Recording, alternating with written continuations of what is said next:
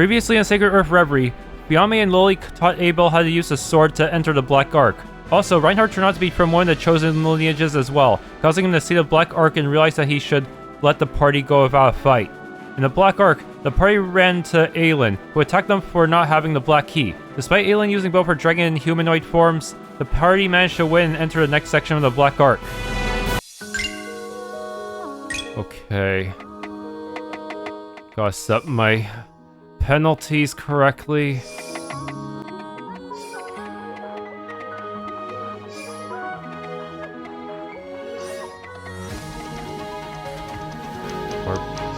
Defenses, yeah, that's as far as I'm willing to go. This is as far as I can go without increasing their DPS and ability to kill me. A prolonged battle. If I had to fight Solomos, that would be a bad choice. I'd probably want to go for increase their offense instead. Hell no. Time to get some practice in. Oh yeah, this fucking status effect.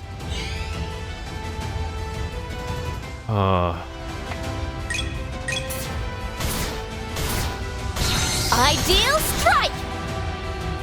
Okay.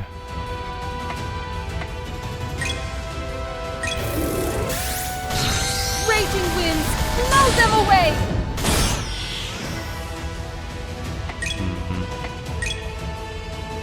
All is but a distant memory. You need to restore seal so we don't have any of the ice on us. Okay. Keep it up, everyone! Light turn boost. Farewell. Delay you slightly.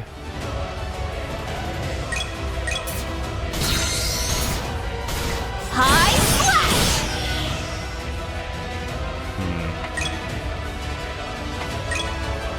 The light will guide your path. Venom strike! Let's see if we come out of this alive. Oh. That hit so hard even with my defenses set up, man.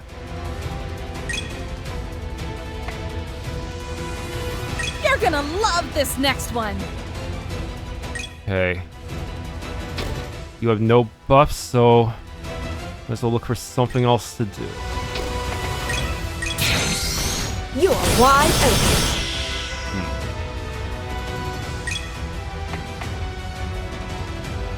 I won't be deterred.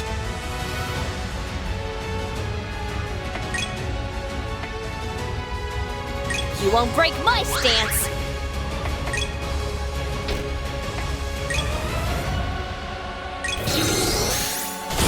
Surging frost, freeze them solid! Nice. The existence. You're an eyesore. It's time. Let your foolishness guide you to the afterlife. You'd be wise not to get back up. How's that feel, huh? Bruh. Did she just cheat the turret system because I got her health too low? I actually did.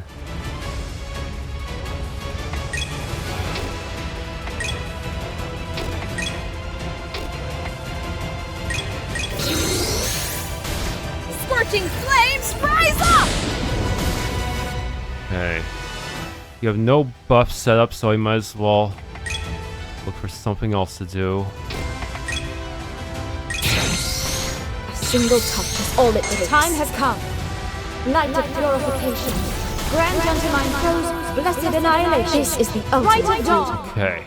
Now you're back in business. All is but a distant memory. More buffs.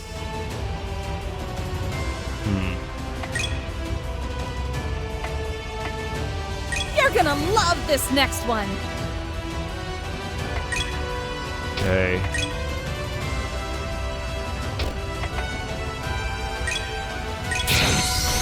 Are your eyes capable of following this?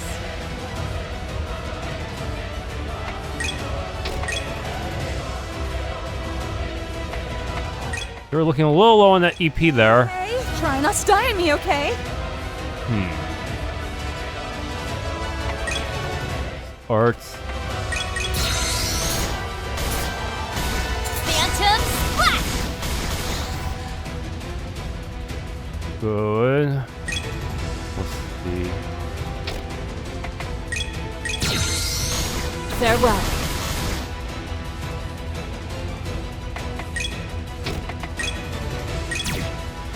I'll crush you. Okay, one down. Wow, you okay there? Separate slot because I do not know if this bug is truly fixed. Yeah. This guy's got wind. Quite a bother, I must say. Oh. Clearly have no idea how to treat it. Rip my foes to shreds. Not good.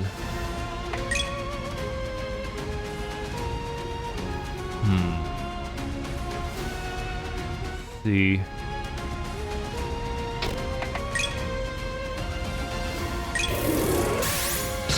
Suffer and see!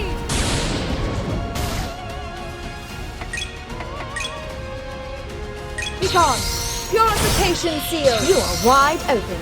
The time has come. Light of purification. Grant unto my soul blessed annihilation. This is the ultimate dawn of my knowledge. It does not remove ill wind though. Unfortunate. Keep it up, everyone!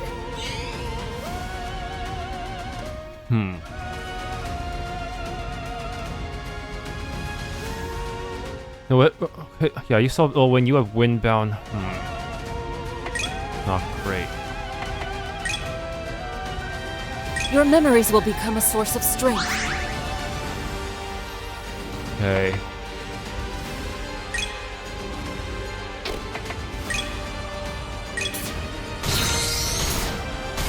I don't think so. Minus a lot.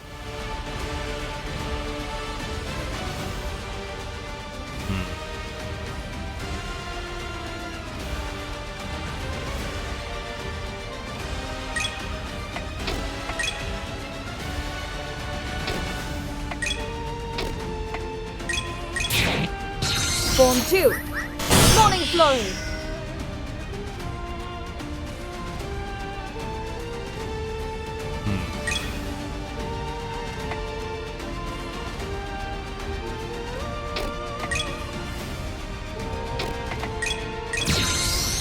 Is that your best?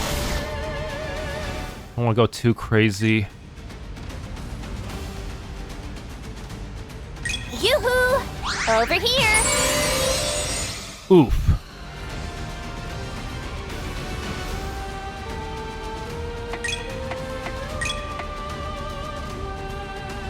Soothing light. Banish these foul impurities.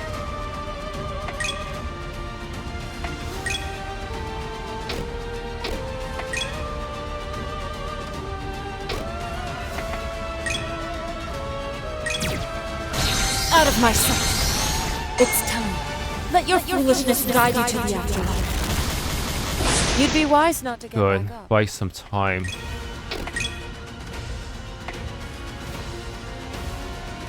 You're gonna love this next one.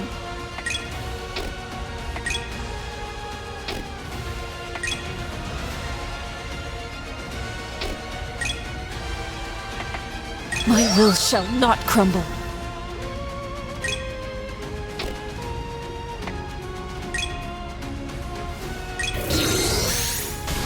Surging frost, freeze them solid. Zephyr Gale. Rip my foes to shreds. Rise up. Oh, poison, man. Why isn't Kana getting her turn?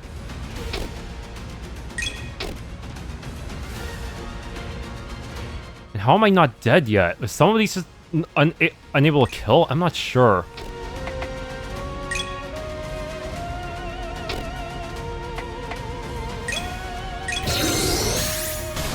Raging winds, blow them away. No more blessing.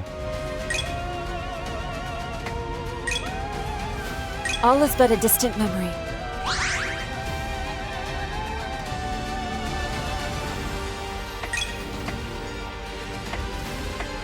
Aw, want me to give you a hug?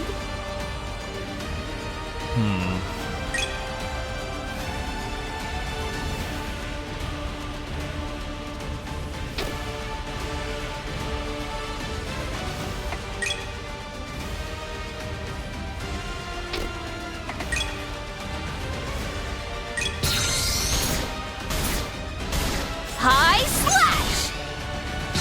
Time to put a stop to this. This will finish it. Forever yours! Take my advice. Don't get back up.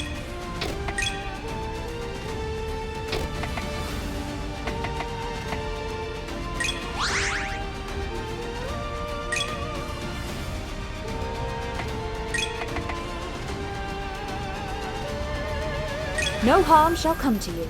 Blessed seal. No! Magnificent mist. Power. Rise up. We miss you, bruh.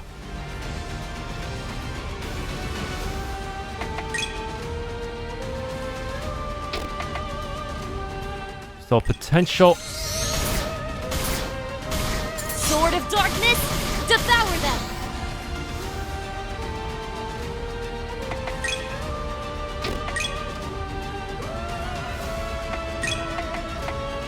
The light will guide your path. Okay.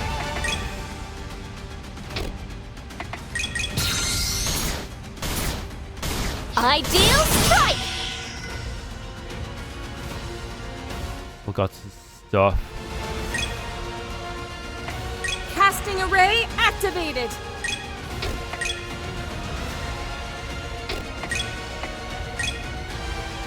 Begone!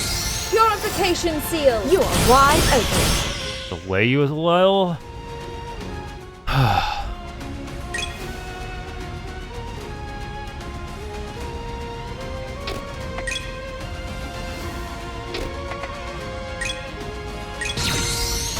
Is that your best? Delay. Delay.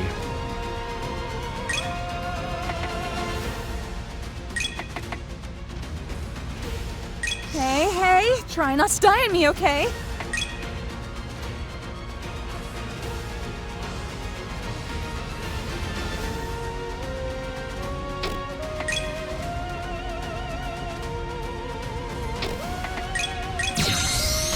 Disappear. Yes, poison is evil.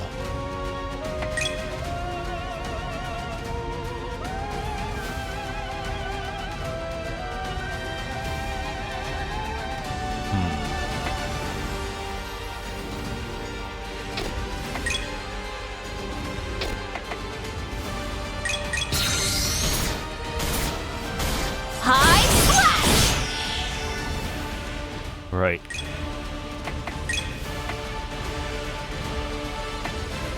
Soothing light, banish these foul impurities.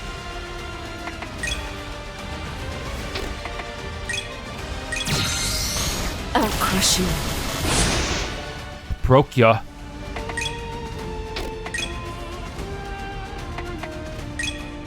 The light will guide your path.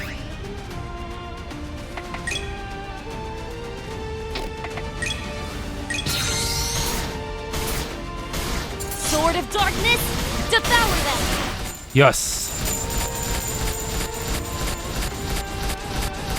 It is too late to regret your poor choices. Reconsider Level up. them in your next life.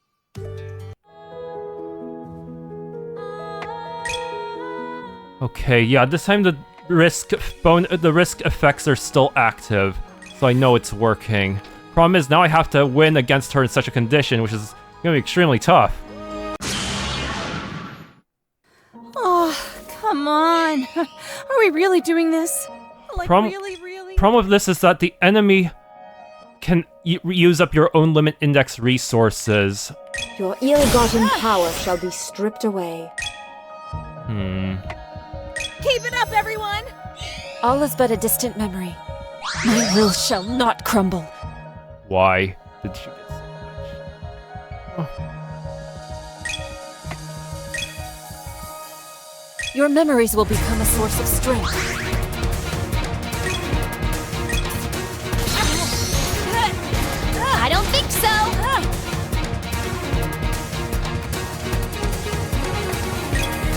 Okay.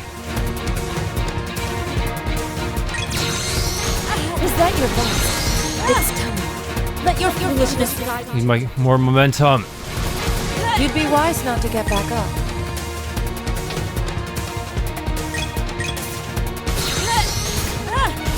High slash! I have enough momentum though. Seriously, she can just debuff me whenever she wants. That's insanely bad. The light will guide your path.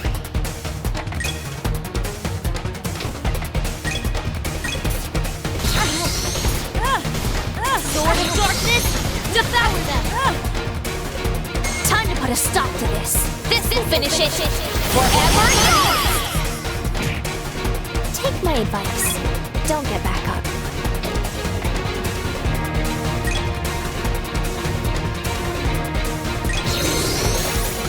Frostworm Wrath!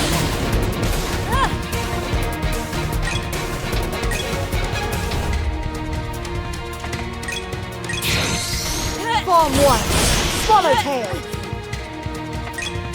Like, let her get a turn, it's over. She'll just spend my limit index. That's the problem. Why is limit index a shared resource between enemies and allies? I don't understand. Why? Out of my sight.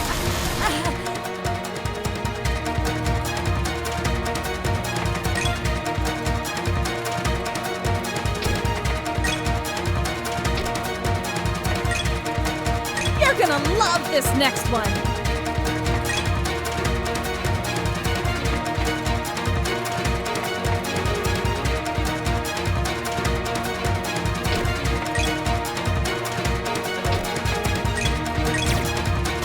Disappear.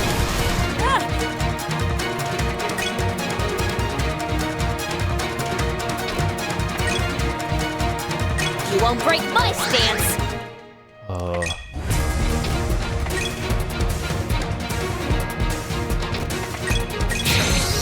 Form 4. Blossom Waltz.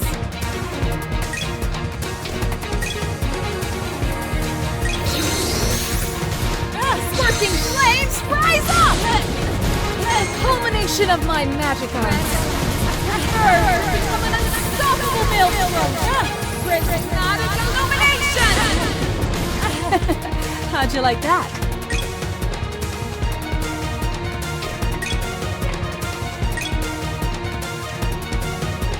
Your memories will become a source of strength.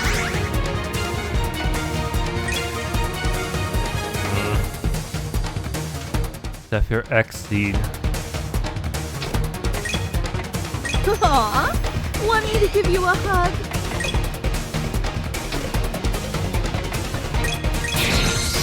Are your eyes capable of following?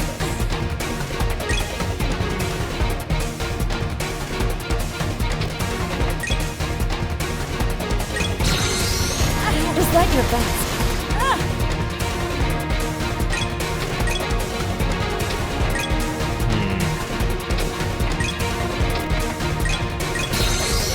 Can I just delay spam you without letting you do anything?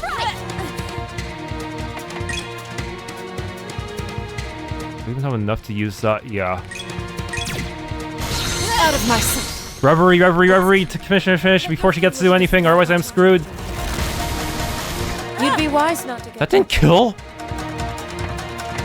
Yeah, problem is, if I let her get a turn while I have high limit index, she'll spend it all on her stuff and destroy me. That's the gimmick behind her. So I am kind of worried, understandably.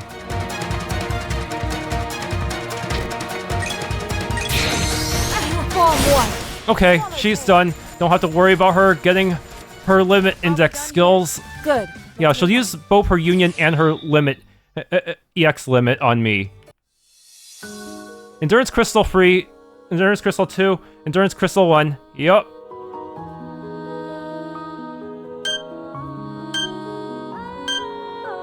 Hall of Ruination. The problem with Hall of Ruination is that I have to pick something that'll allow me to pass a DPS check. I can't just go in with a more defensive kind of pick like before. I need to pick a good setup.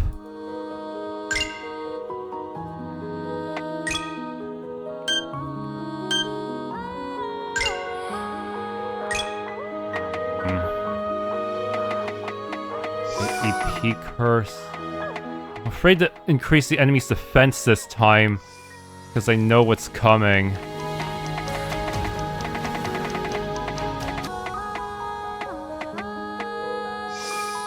Less parry.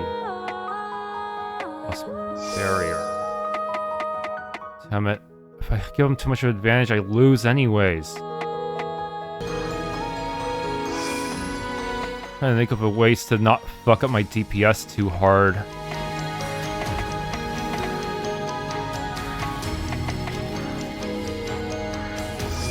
That's the problem. This part requires you to have high DPS.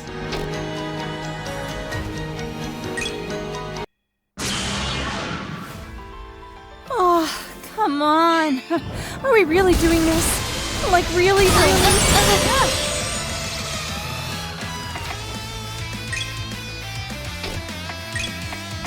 This is all within expectation. All-seeing eye. Aw, want me to give you a hug?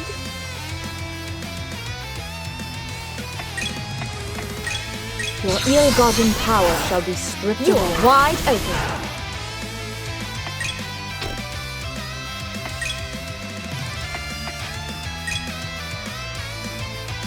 Your memories will become a source of strength.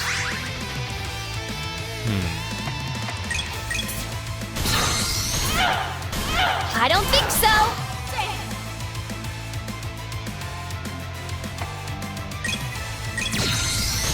Farewell.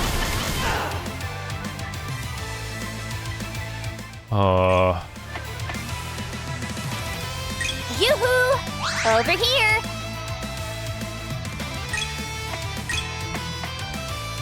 Radiant blessing, become a font of newfound strength.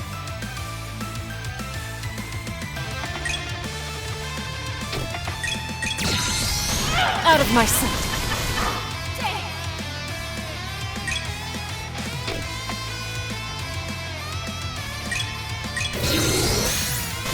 Frostworm Wrath! The culmination of my magic arts. Unstoppable maelstrom! Prismatic illumination! How'd you like that? Casting array activated! Take hold of the light and stand tall. Ow! What do you mean you got greater in power? Oh, hell. Fuck. No, not right now, CC Cleaner. No. What the heck was CC Cleaner even doing? But man, this is really bad. I don't have any way to dispel that right now. I'm out of limit index. I should have saved it up. At least she solves all her bounds on her, but still not a good situation.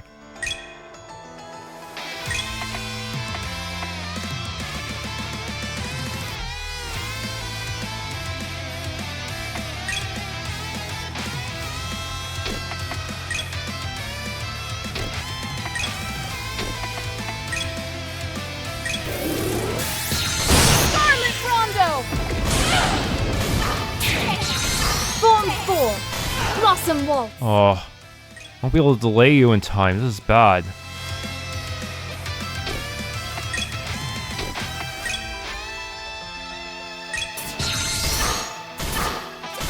High slash!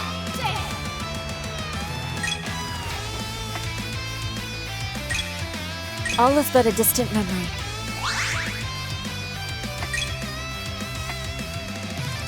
Keep it up, everyone!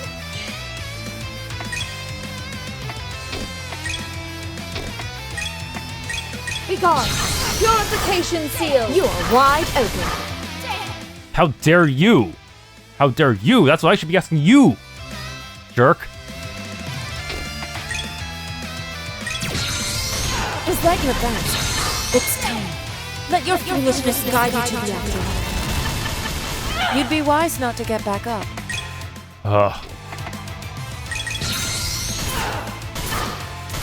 Sword of Darkness! Yeah, I'm just foregoing defense in this run. It's gonna be super grim, but whatever. Wanna try again? Yeah, who needs defense when the enemy is a literal DPS check, right? Oh, come on. Guys, gather around me. Finally got my turn, but now she's buffed. Not good.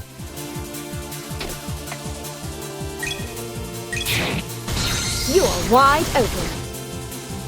So by taking all those turns, hopefully that means you're a little bit more delayed compared to before.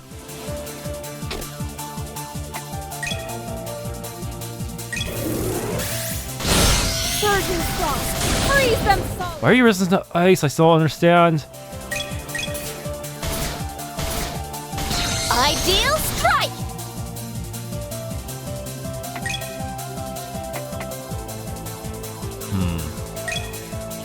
All is but a distant memory.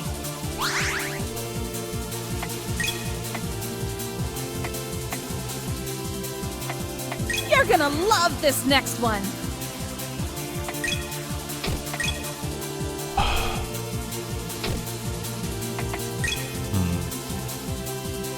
Not good.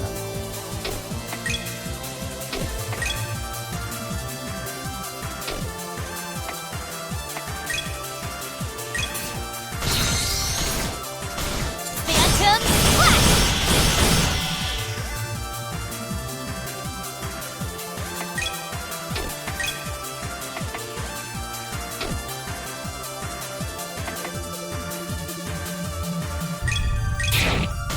Form 4. Time has come. Light of purification. Grant unto my foes blessed annihilation. This is the ultimate right dawn of my knowledge.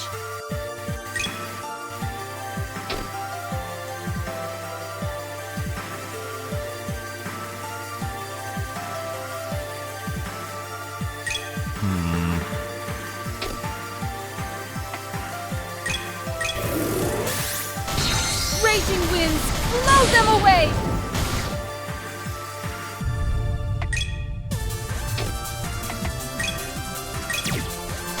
Is that your best?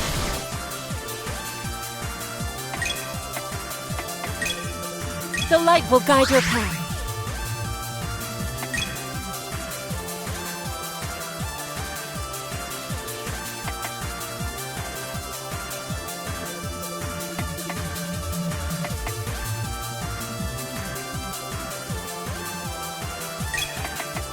Hey, try not to die on me, okay?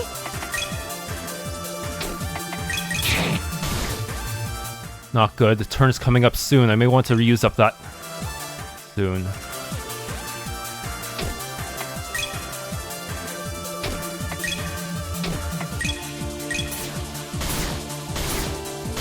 You'll definitely feel this in the morning!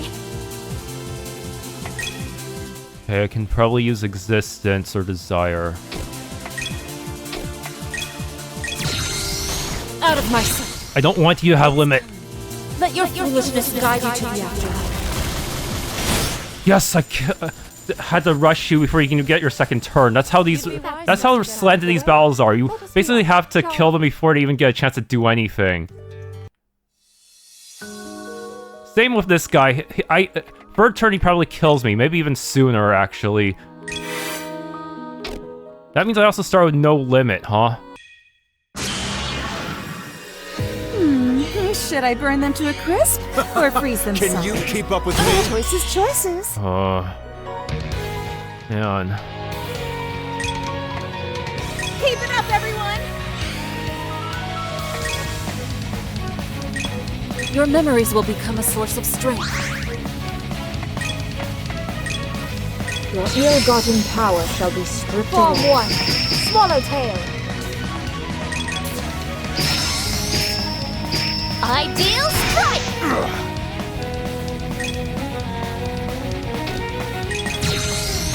Is that your best?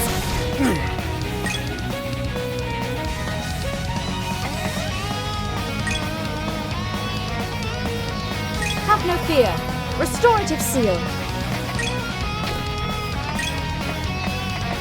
You won't break my stance! Take hold of the light and stand tall.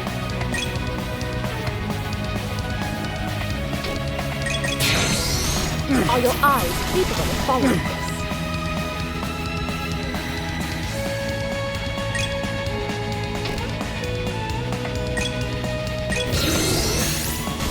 Suffer and see! Behind me, everyone! Power shell! Locking on. You won't even see me move. Dude.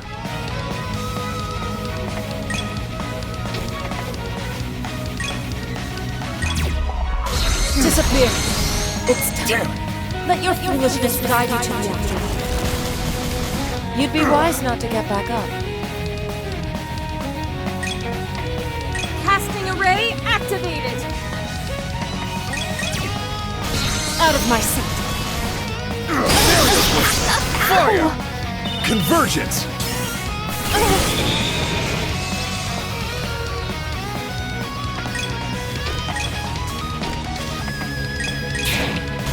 Form 1. Swallowtail.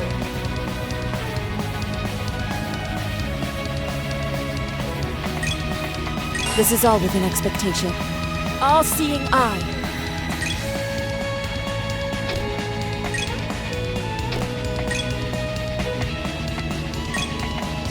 Your memories will become a source of strength.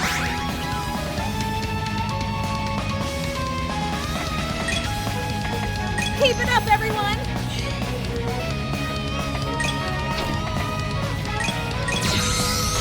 Is that your best?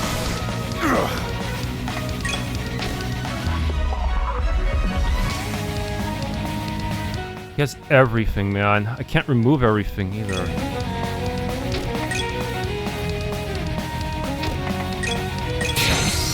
Form 4.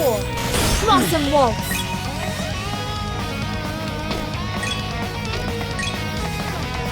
I'll stop holding back now.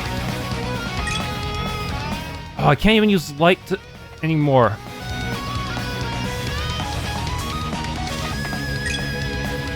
Take hold of the light and stand tall. Okay, now I can move. Close, close. Ideal strike!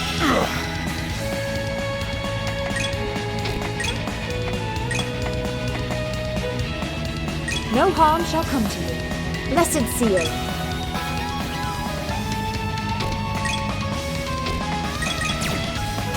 Disappear. No matter how much I lower his power, it's never enough. This guy's a god, and I'm immortal. Like, seriously, I have not even gotten halfway to for his health yet. I can't win a DPS check unless I come back at level 60 or something.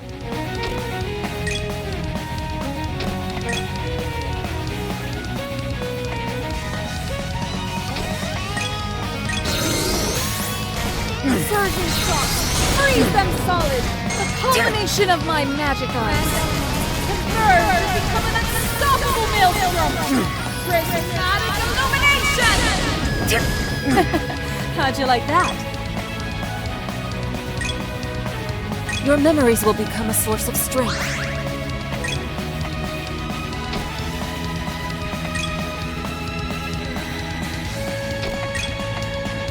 You won't break my stance.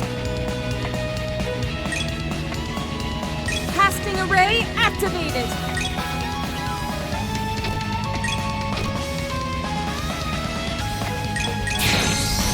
You are wide open. Damn it. My line. Farewell.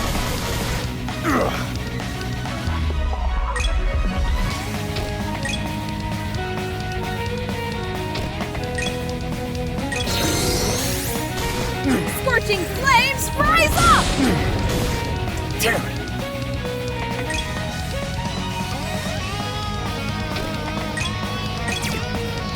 Out of my sight.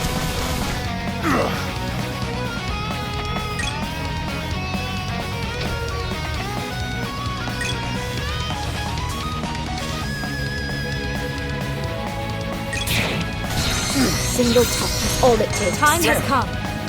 Light of purification. Grant unto my foes blessed annihilation. This is the ultimate. Light delay, but it's not enough. Aw, want me to give you a hug?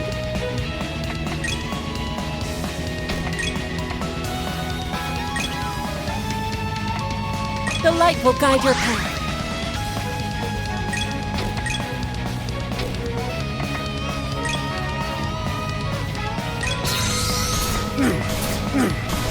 Phantom Splash!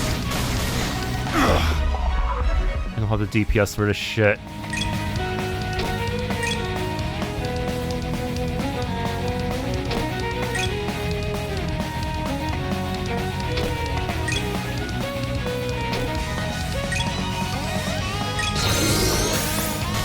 Frostworm Wrath! Damn it!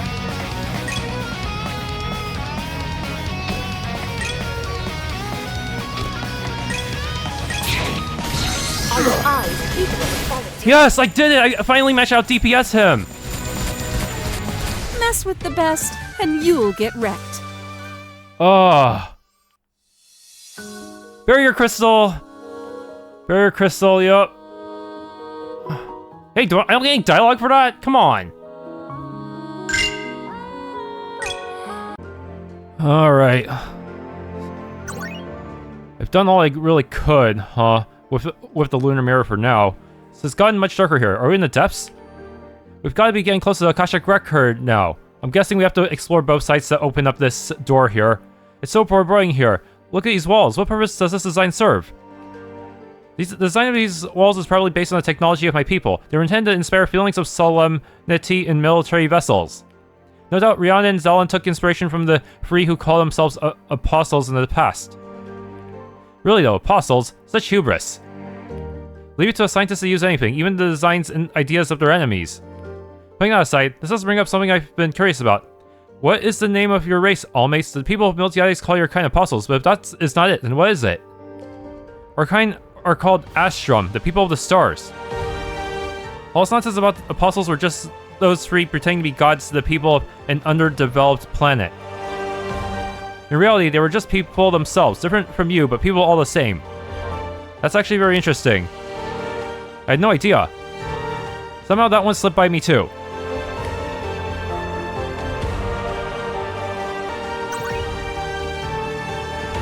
Single treasure. Lightning Strike 5. I think some of these gems cannot be carried over to New Game Plus for some reason. You've got to put something inside me now. A lot of equivalent exchange. Same enemies as before, huh? I have an idea. Let's... High Slash! Aha. That was fast. Should I have held back?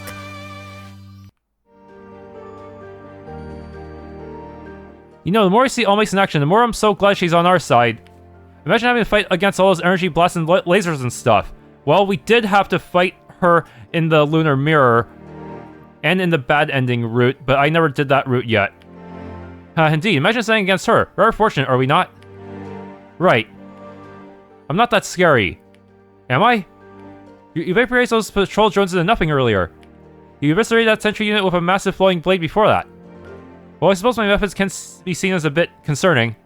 That may be, but you know, you've never actually killed a person if you didn't have to, right? I noticed during the last campaign I was in, you were flashy and superficially destructive, but no one ever actually died if they were given reasonable medical attention. There's no need for you to point that out. Oh, she's getting embarrassed. She's getting embarrassed, is she not? How adorable.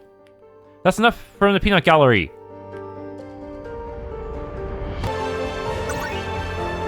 Control tower? Do I need to power this up too? Another one of these things, huh? We still have Sir Claus's keycard in possession. Let's quickly power this tower on. Press forward. It worked! We didn't have to backtrack or anything. I'm just gonna click on it again just in case. Okay, we're really done with that one. No need to backtrack, just keep exploring. I'm gonna guess this place loops. There's no particular reason I would go for the left or right path first. Oh, what? A fork again? Lady Abelle, I was wondering. I'm wondering what? You have previously said you have a brother, yes? I find myself curious. What is he like? Cain? Oh yeah, she did say that. Now I'm curious too. Is he going to be an enemy? It's not really the best time to talk about this. Are we really gonna get an Abelle and Cain situation after all? As long as we don't stop moving, what we talk about doesn't really matter. That means, Almace is interested as well. It does not. Anyway, tell us.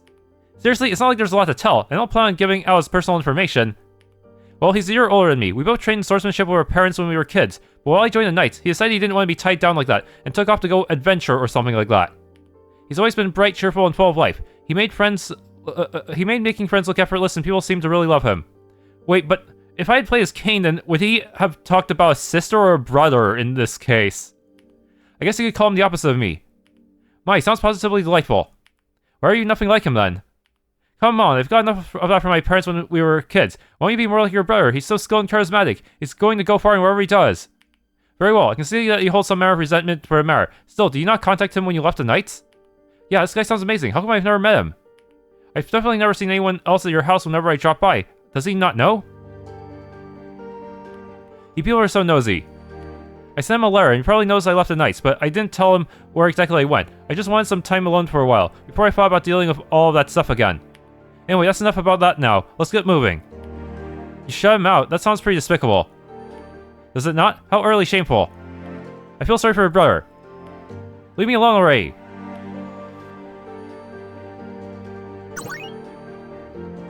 Okay. I don't think so. Are we done here? Good. Let's move on. Okay.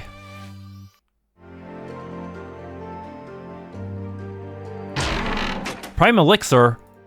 That's a Prime Elixir made personally by Saintess Perrine back during the age of the God King. It's gotta be close to 1,000 years old and it's still pristine. Spooky. Saintess? I guess she was always kind of religious. This door is not reacting. I guess we have to open all the, use all the control towers. Oh great, I guess it's locked. Let's take a look around and see if there's anything to open it. Even after we got as far, I still like this. Give me a break. But why is the door located on this side of the building? Huh. I thought it would have been, like, located closer to the center. There's no use complaining about it. Move those feet. Maybe both doors need to be entered for something else. What? A control tower? Oh, this was a dead end after all. Okay. Shadow Savior, a dark type. You know, there are not a lot of light and dark type gems in any of these games. Those are considered the rare shit, huh?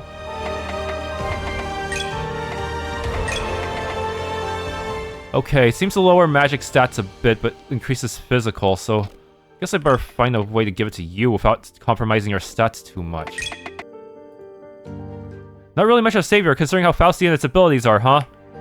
Yeah, the whole the whole trade-off with stats.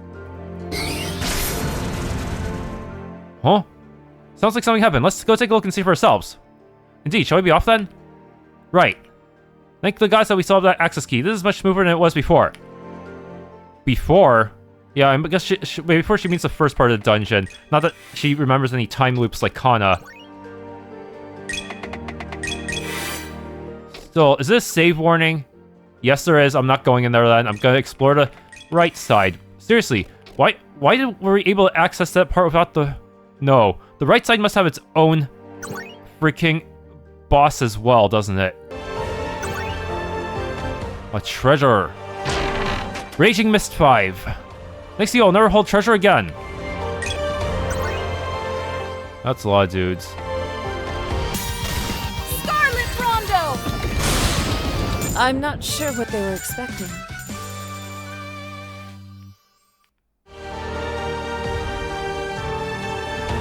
Hey, Almace. What is it? I want to ask. The powers that this sword has, are they your powers too? That's some question you're asking there. Does it really matter?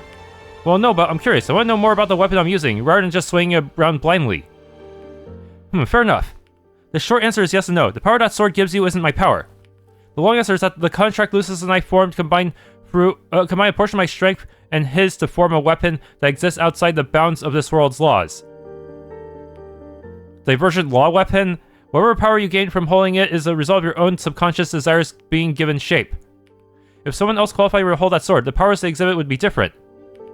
The fact that you can even use it, despite the current state of humanity's lack of ability to harness ether, is not a result of the sword's state of existing outside this world's laws. Does that make sense? I only got some of that, but in short, the power this sword gives me is my own, right? That's the gist of it. Consider it a blank mass of raw power that shapes itself to the user's unique disposition. So don't worry about where it is that might you regarding the use of that sword. It's your power. Be sure to use it. Alright then, thanks for hearing me out, Almace. I do feel better about it now. Tincture 2? Use them well, Brave Warrior. No, seriously, use them or else.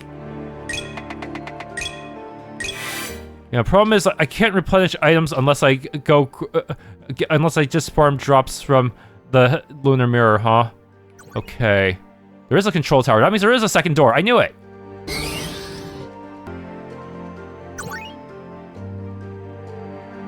Hey, Elaine, can we talk for a moment? What's up, Abelle?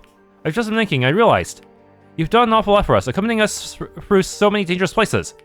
Actually, even before that, you were checking on me as a favor to Lucis, right? My ancestor who was in Illuminate. Well, yeah, sorta. But you know, I didn't really do that much.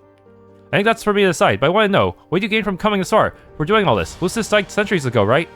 We've come too far for that gathering trip of yours to be your reason, after all. Well, I guess you could say that as one of the few people still alive that actually was close to Illuminate in some way. It's sort of like a duty to at least do this. But more than that, I do have people I care about too. Even if I didn't have any duty, if we met under different circumstances, I think I'd still be here. That's because I want to keep living in this world with the people I care about. I don't want to risk their existence for whatever Solomos might have planned. That makes sense. I can understand that feeling. I may not have seen them in a while, but I don't want to risk my family either. Neither would I want my friends to be put in danger. So, thanks for sticking by us so long. I know that we all tend to rib each other a lot, so I want to at least say that clearly for once. Oh, thanks a bunch, Abelle. I'm touched. You're welcome. Now let's get out there and kick butt. Of course. Frigid Gale, 5. Whew, thanks for taking that thing out. It's getting frosty in here. Okay. How adorable. You think you stand a chance. Damn. High slash! Ugh, I could really use a snack. Hey, what do you mean I'll get fat? Lightbringer. I guess you could say I'm feeling lighter since you took that gem out. Hey, no? Tough crowd. Okay. That unlocks the second door. Sounds like something happened. Let's take a look and see for ourselves. Indeed, shall we be off then? Right. Thanks to the good goddess we saw that access key. This is much smoother than it was before. We said it already. Okay, now I have 2 bosses I need to kill, huh? Save warning. Miracle drop. And yet there was no miracle to be had here. Okay, let's... I don't know what their gimmicks are, but let's go for it. You'll not be able to continue exploring if we go beyond this point. Wait, what? What? Wait, what? I thought we had to fight both bosses. Don't tell me I have to pick and choose a boss. At least tell me which... what? Why would you design it like this? So you're saying if I take on one boss, I won't be able to fight the other? Except maybe for the lunar mirror? Is that what you're saying? That's so weird. Well, I better check the other door first. Yeah.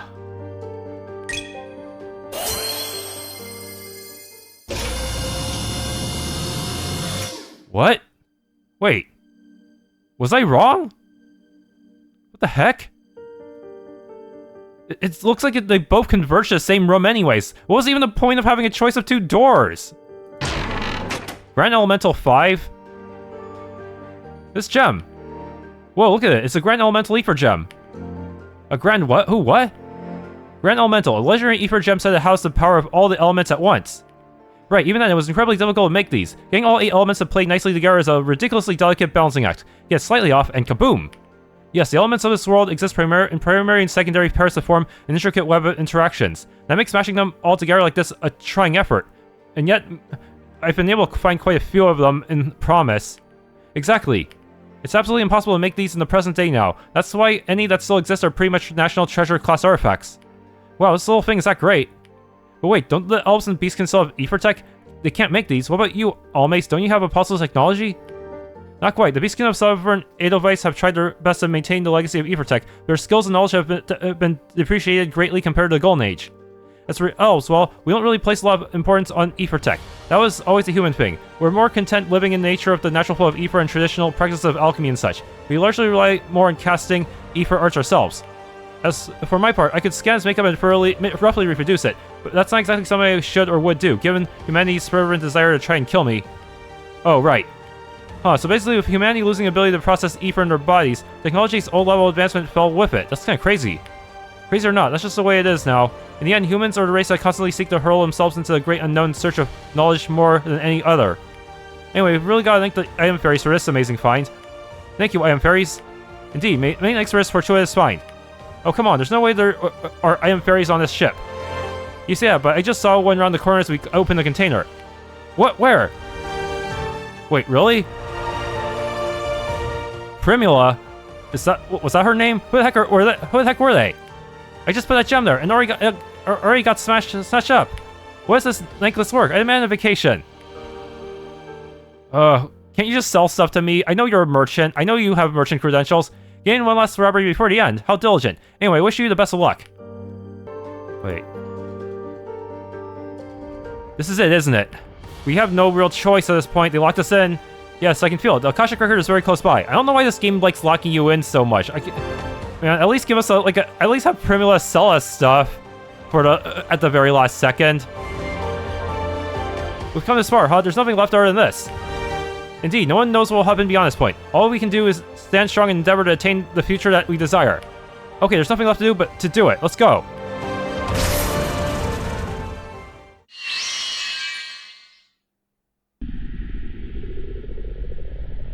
The phase crystal teleports us to a darkened space. I can see nothing but black all around us. Is this a deeper part of the ship? Bioluminescent lights create a path to follow, leading further ahead. No more words are necessary. We all know what we're here for. We move to follow the path. After a short while, it seems like we finally reached our destination. As if passing through a barrier, the blackness gives way to an open space. There we can see it, a large collection of holographic screens displaying enormous amounts of data. They swirl around in a pillar of light in a slow revolving circle. Standing before us is the one we've been seeking, Solomos himself. So he finally arrived. Just as I thought you would. Solomos, I just want to know one thing. Why are you doing this? When I link back to the time we were traveling together, I'm sure the person that we talked and laughed with wasn't fake. Not entirely. So what's driving this? Abelle, do you remember when I asked if you were fine with the way things were? I remember. I said I don't think things are fine, but I wouldn't think hard about things I can't see, and do what I can in my own capacity. Correct. I realize now that I never gave my own answer to that question. Allow me to do so. This world is not fine. It hasn't been fine for a very, very long time. Longer than any of us know. Let me guess, you want to bring back ether tech for humanity. This conflict of the apostles, humanity's punishment, the machinations of the goddesses. The goddesses, are you talking about those two girls that Abelle saw? Lily and Fiamme? None of these are things that should have happened. What are you talking about? Though people invoke the goddesses in speech now and then, Miltiades hasn't seen actual divine activity in many centuries. I was under the impression that any gods that were around had left Miltiades. That is what they want you to think. He speaks of the twin goddesses that rule over the world, the twin spirits of Miltiades. Okay, but how did Lily become a goddess, though? I thought she was part of Star Chaser's story. Like, Fiamme had apostle ancestry, I think. To the world at large, they do not exist, however.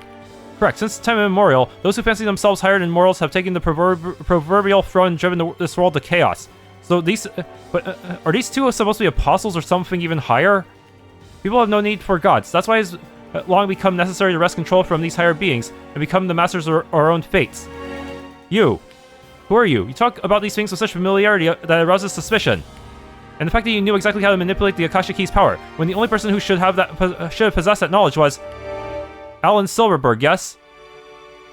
Wasn't he supposed to be the leader of Illuminate?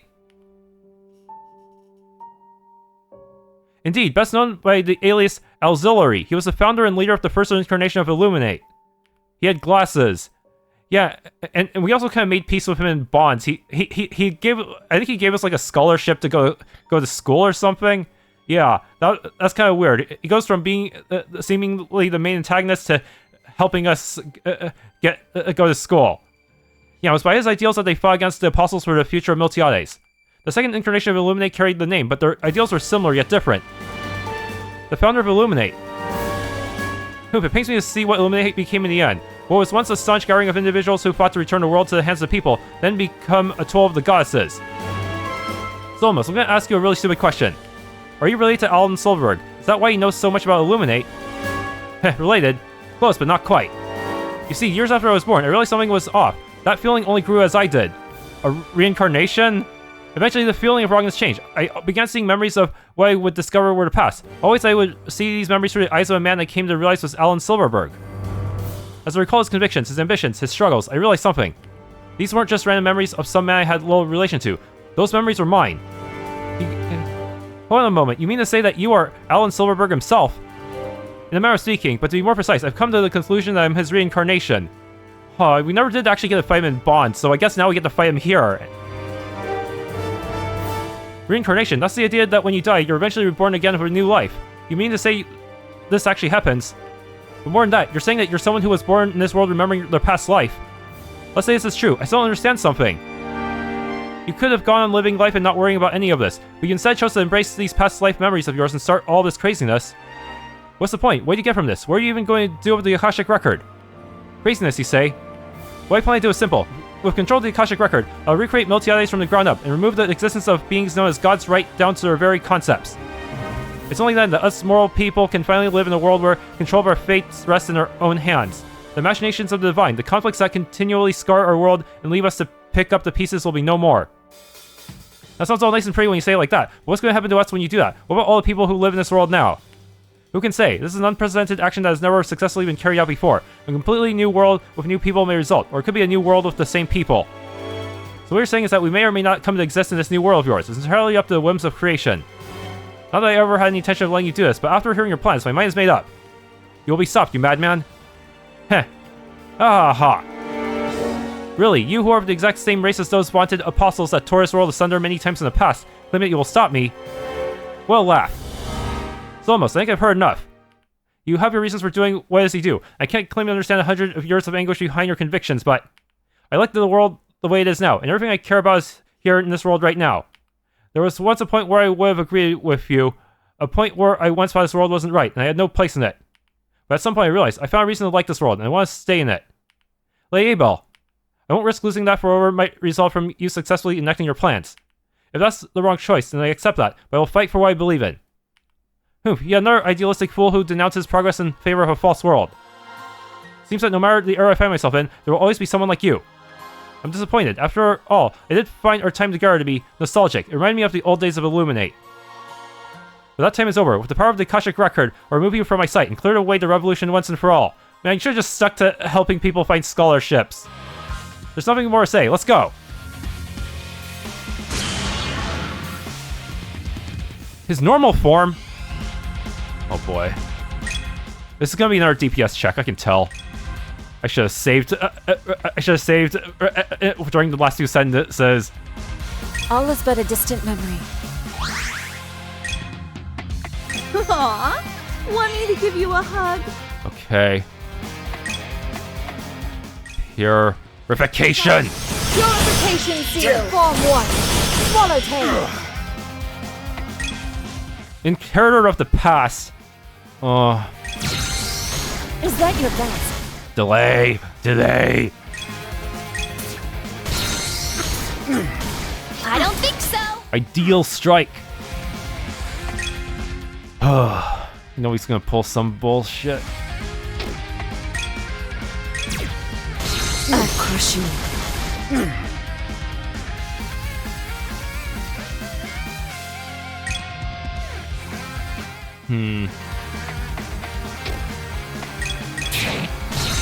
Single touch is all it takes.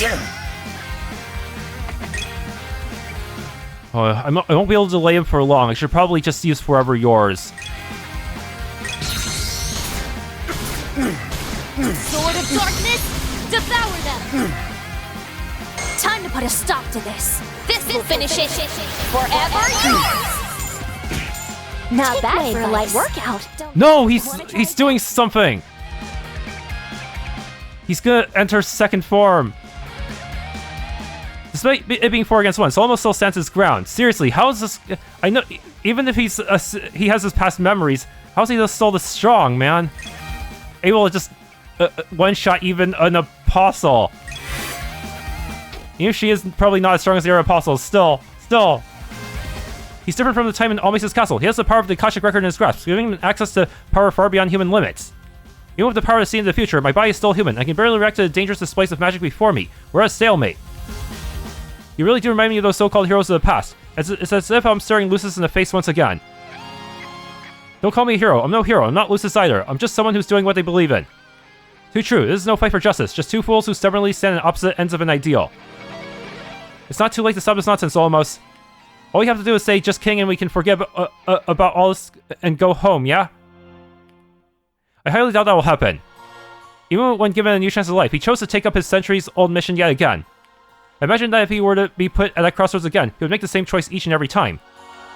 You know me too well, descendant of Amarcia. Oh, so that's... Okay, I should probably look that up later. That's right, I won't rest until I see this world change with my own two hands. No matter how much time passes, no matter the era. Absolute foolishness. After all this time, you still don't understand why it is that Illuminate chose to seal a record away and make the choice to carry on this world as it is. Not even once in Miltiades history has recreation ever worked out in the world's favor. Even those kids back then knew this. But you, a soul of over 1,000 years of knowledge, don't. It's pathetic. Well, I fully admit to how pathetic I am. Knowing that true freedom has eluded moral people for countless millennia, yet being unable to do anything about it. Watching as gods, goddesses, apostles, and their like run this world into the ground over and over. That all ends at now. Solomos, no matter how powerful you are, you're still just human. This isn't going to end the way you think it will. We'll see about that. To turn your own words back to you, no matter how powerful the sword makes you, not even you can possibly stand against the full might of the Akashic Record. Now allow me to demonstrate.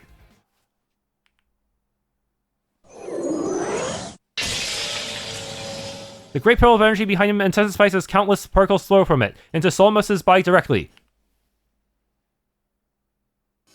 Whoa, this power is so intense. Drawing in the power of the Akashic Record to gain full authority over the control of all information, past and present. Alan Silverberg did this in the past as well. In that instance, he was called the Grand Architect, one with the power to reshape creation. There's a limit to stubbornness. I'm proof of misguided fools abusing the technology of my people. You'll be stopped here. Solomos, there's nothing more to say, is there? Correct. The time for talk is over. Our actions will speak for us what words can no longer can.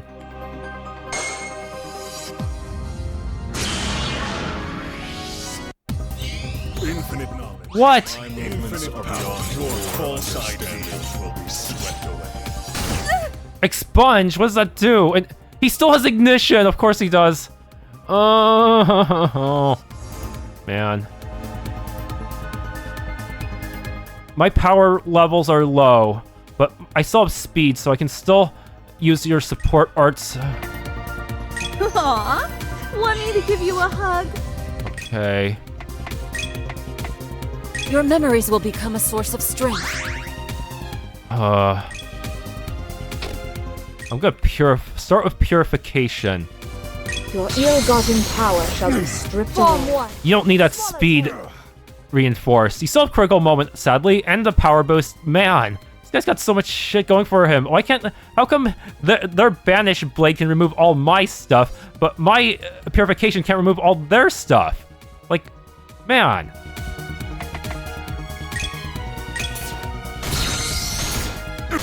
I don't think so. I should probably... If Abelle's gonna have that turn, I should probably save her EX for... maybe have her do her EX limit for the defensive purposes. I don't know. Will be the best choice. Farewell. Damn it. I know I can't delay you forever. Single touch is all it takes. Purification E for delay. I'm afraid he might start pulling off his own limit index shit, so I don't want to end my turn with high limit index. I don't want him to have a turn with high limit index.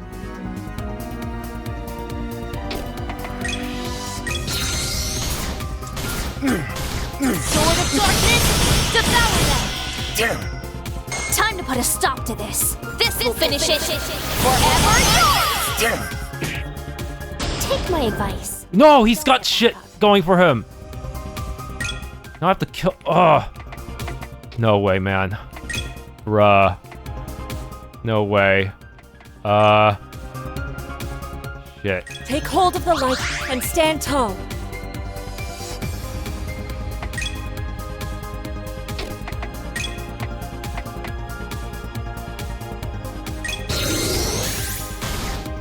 scorching flames, rise up!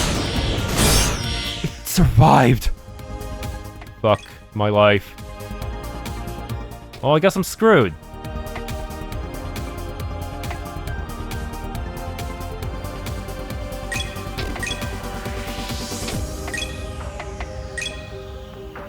Soothing light, banish these foul impurities.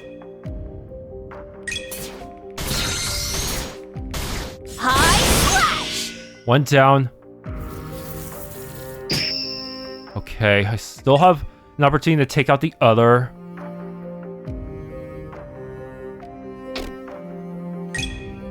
Man, I won't be able to hold out forever.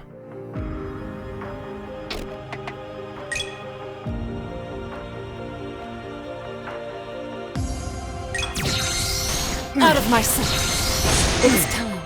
Let your foolishness guide you to the afterlife. You'd be wise not to get back up.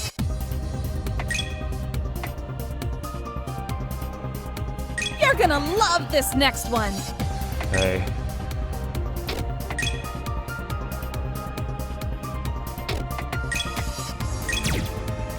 Disappear. How was that thing still alive? What the fuck?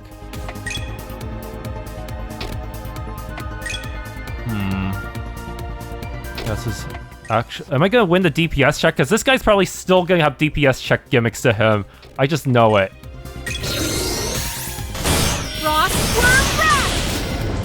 Yes, one down. Okay, I know you're gonna do something bad. No one's getting hurt on my watch. Blade of judgment. Expire. I knew he would do shit. Of all creation. Gather and become the light that judges all. Victory will be mine. Archaeus. He's got a buff. Realize the He didn't even have to use any limit index for that one. And he has... I think he put on a special buff. Yeah, this is bad. This is so bad. Aww, want me to give you a hug? Can't hold out forever. Your memories will become a source of strength. Can I purify you? Your ill-gotten power shall be... Yes, I removed his great power! And I delayed him! Suck it! Haha!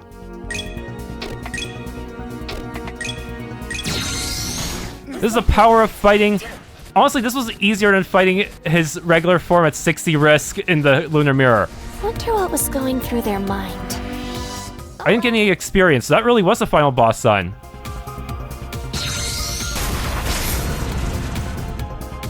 The Grand Architect is a powerful foe, far from anything I've ever seen in my life. It is overwhelming. The only reason any of us are still alive is simply because this sword has given me the ability to see what will happen before it does.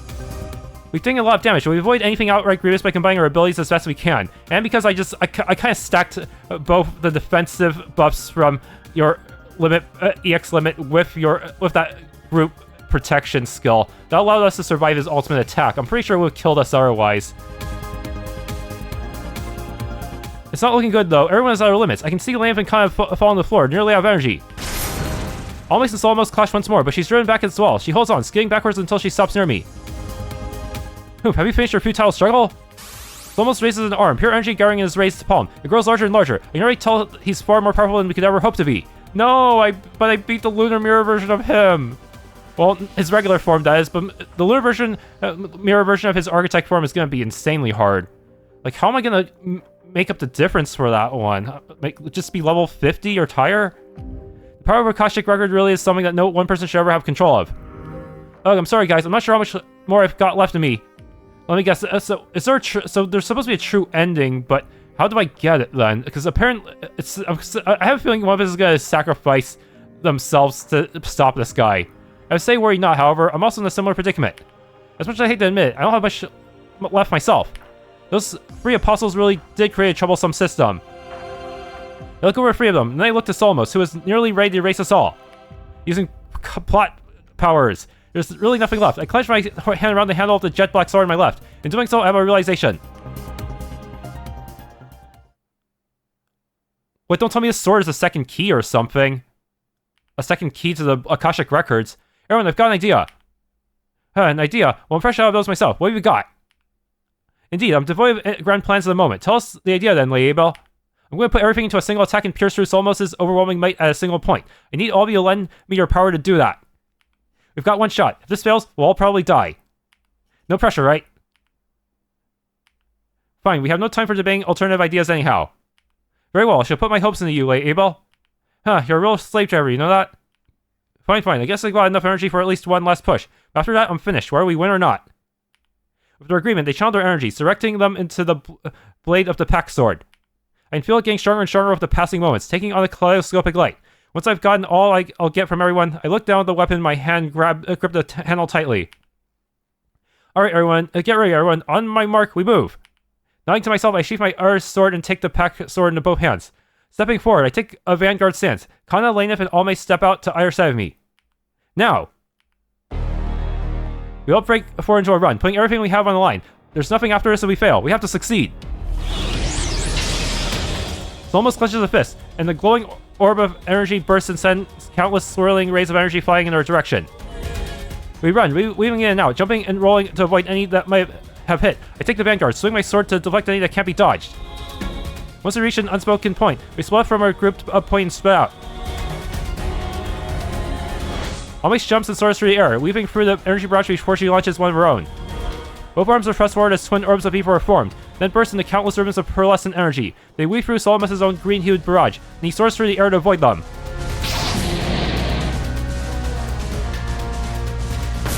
While he's distracted, Kana comes flying in with a kick, which Solomos avoids by running aside as if by mere instinct. It causes her to sail past him, but she pivots on her feet and jumps right back at him with two talismans lit flame. In close quarters, she unleashes a series of blows with practiced martial prowess. Talisman strikes and kicks mix together to form a deadly dance of whirling flame. But not deadly enough, so almost evades and pushes aside all of her attacks without getting hit once. One last roundhouse kick grazes just by his face, and he uses the opening to grab Kana's leg by ankle and roll around to throw her right in Almace's direction. What? While the two collide and roll the floor, Leanne appears from above, a huge ball of fiery energy held above her with one hand. The other has her tome, which is open with loose pages wildly flying around her. With a swing of her arm, she throws what amounts to a miniature sun right down upon Solomos. Take this! Solomos looks up at the oncoming ball of fiery ether and he raises his arm, palm outstretched to hold the assault at bay, while Leanne has an arm pointing down, trying to force it further. Locked in a back and forth struggle, I realize. This is it. This is the moment in which I need to strike. If I miss this moment, then there won't be another one. Please don't have a QTE. Now! Focusing the energies of everyone guard into my sword, I dive forward at Solomos, with my sword reared back to swing while Leanne has him occupied. Kana and Almace untangle and they rejoin the fray, with Almace firing off an array of energy beams, while Kana conjures a spread of talismans and grants my body an empowering blessing, something I'll be needing for sure. Solomos looks on at me in surprise at the oncoming assault, raising his lance-held arm to strike at me with a spear wrapped in luminescent power. Sparks of opposing energies fly as their weapons clash. This is it, Solomos. Do you think? He says nothing else, only frowning, despite being under assault on multiple fronts. As occupied as he is, Almace's energy blast crests in from around my sights and suddenly strike him from a blind spot. That move breaks his stance for just a moment, long enough for Leanne to take the opportunity to push that giant spear of fiery might down upon him. The flames engulf him, almost me too. That's the risk I'm willing to take. Using this opening, I take that final step forward and strike my sword. I can feel it connected with something. I use all my might to push. Ha! I complete the swing, cleaving through the flames and sending Solomos flying backwards, through the air. God damn it! I think it's this moment that he becomes keenly aware that even though he's possessed of might that rivals that of the gods, it was human limitations that would prove to be his undoing. But this isn't enough. I break into a run, enhance my Kana's empowerments, and leap, soaring into the air above him with my sword raised. I point my sword down at him, and with all the energy I was given gathering on the tip, at the moment a figure sails in at my side. It's Kana. I glance aside and meet her gaze, and she nods to me. This has gone for long enough. Let's finish this, Lady Abelle. Of course, thanks for being with me. Here we go. With my sword now being empowered by Kana's talismans, the firing force is amplified multiple times. I thrust my weapon downwards, releasing all that built-up energy at the tip and sending a single concentrated ray down Solomos' sailing form. No, not after I've come this far.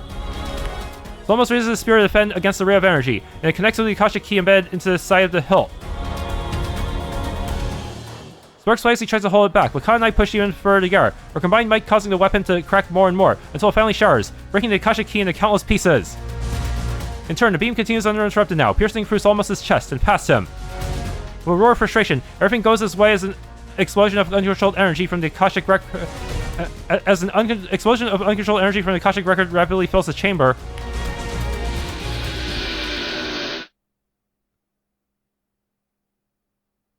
Once everything dies down, all is quiet. I land on the ground again, and I can't say the feeling I have now is one of triumph. Far from it, actually. My grip on the helm of my sword is tight, but as I think about how needless this all was. Solomos could have lived with us in this world, instead of being chained to the past. When I think about this, with a difficult expression on my face, everyone guards up. Is it over? I believe so. I don't sense that man. The Akashic Key was also shattered, so... What's on Multi Eyes is happening now? Didn't we stop Solomos? Why is everything shaking? With this Akashic Key destroyed, the Akashic record no longer has anyone that can control it. It's running wild. What, isn't this technology from your people? Can you control it? If I could, I wouldn't be standing here saying this. The system is built only to accept hereditary users, or those who hold the Akashic Key. So basically, none of us can control this thing now. What's going to happen then? I do not believe it is wise to stay here and wait to find out. Let's make haste at once. How are we going to get back down? With everything shaking all around us, we dash through the dark confines of the inner parts of the Black Ark, racing for the upper floors, and for a teleportation circle that should get us off the ship before whatever is happening to the Akashic record fully completes. As we run, enter a familiar white chamber, and there we spot a familiar red-haired girl, just sitting down off to the side as a ship shakes violently. Should we team up with her? Struck down by the sight, we all wind up slowing to a stop. Hey, Aylin, right? What are you doing just sitting down? Shouldn't you be getting out of here? She looks up at me with the most nonplussed look on her face. To be honest, I was kind of afraid she'd try to fight us again, but she looks relaxed as can be. It's actually more off-putting somehow. Aylin shrugs her shoulders after a few seconds of thought. Whatever's happening doesn't matter. It's my job to guard the Akashic record no matter what. You can't be serious. This place is probably going to disappear or something. What'll happen to you? Given the way the Black Ark was sealed, then forcibly unsealed, the process is now reverting itself. Whatever's inside at the time will be sealed inside as well. Yeah, probably. That's nothing new though. I was still in here before. It'll just be more of the same. Now you people have to be getting out of here. You really shouldn't waste your precious time waffling over me. Just carry her. My, that sounds absolutely dreadful. We cannot simply waltz on by and pretend this is not happening, can we? I agree, it's a bit much for me. I think so too. With that in mind, Leanne and Khan look at each other, and as if reaching some sort of unspoken decision, we nod to each other. Before I can ask what they're playing, we move to either side of Aylin and grab her hands. Oh, wait, what the hell are you? Alright, let's get going. Let's be on our way. The two of us run off ahead, dragging Aylin with them and not letting go. Hey, let go, you can't just drag me out of here, I have a job to do. Oh, it's fine, we destroyed the Akashic Key. There's no one around who can control that thing. So come on, you gotta learn to live a little like Priel. Indeed, resistance is futile. Now time is short. Come along like a good girl. Hey, heavy-handed, those two. Yeah, but I think this is the better outcome. My conscience wouldn't let me ignore someone like that. And besides, if she really wanted to break free, she could easily do so. With the bewildered Aylin now in her ranks, we continue making a break for the Black Ark before we get caught up in the sealing process.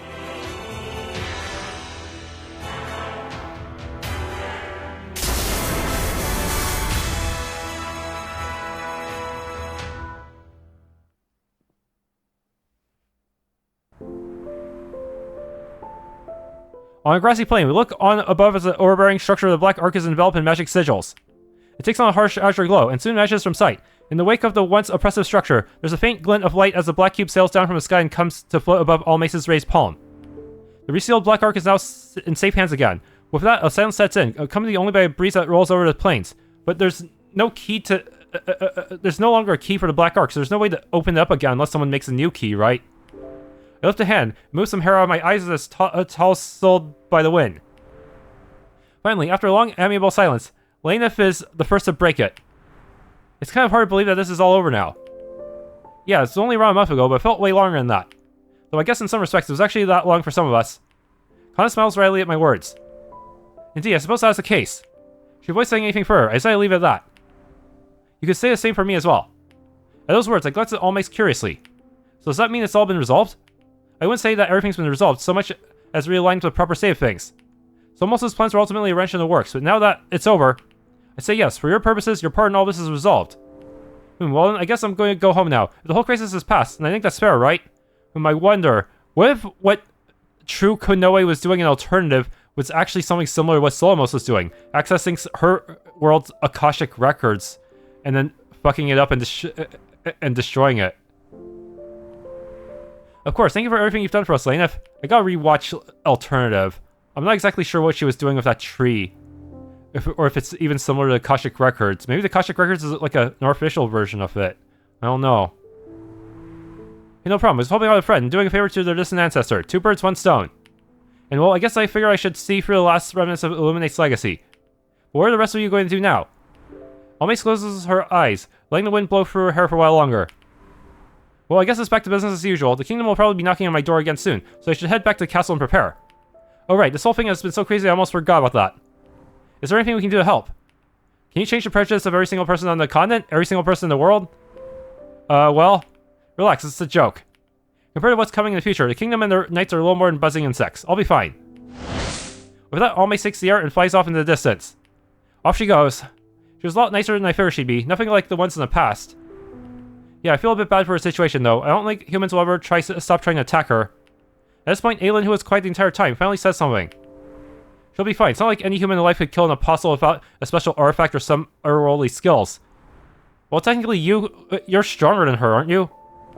Well, there is the Holy Sword Farewell, but I doubt that something like that could kill her, having seen her abilities up close. How does the Farewell Sword compare to the Almace Sword? I'm very much in agreement there. The Amarcian Knights will have a very inhospitable road ahead of them if they think to continue challenging her. In any case, I believe Almace will be fine. As for myself, it has been some time since I've seen my family.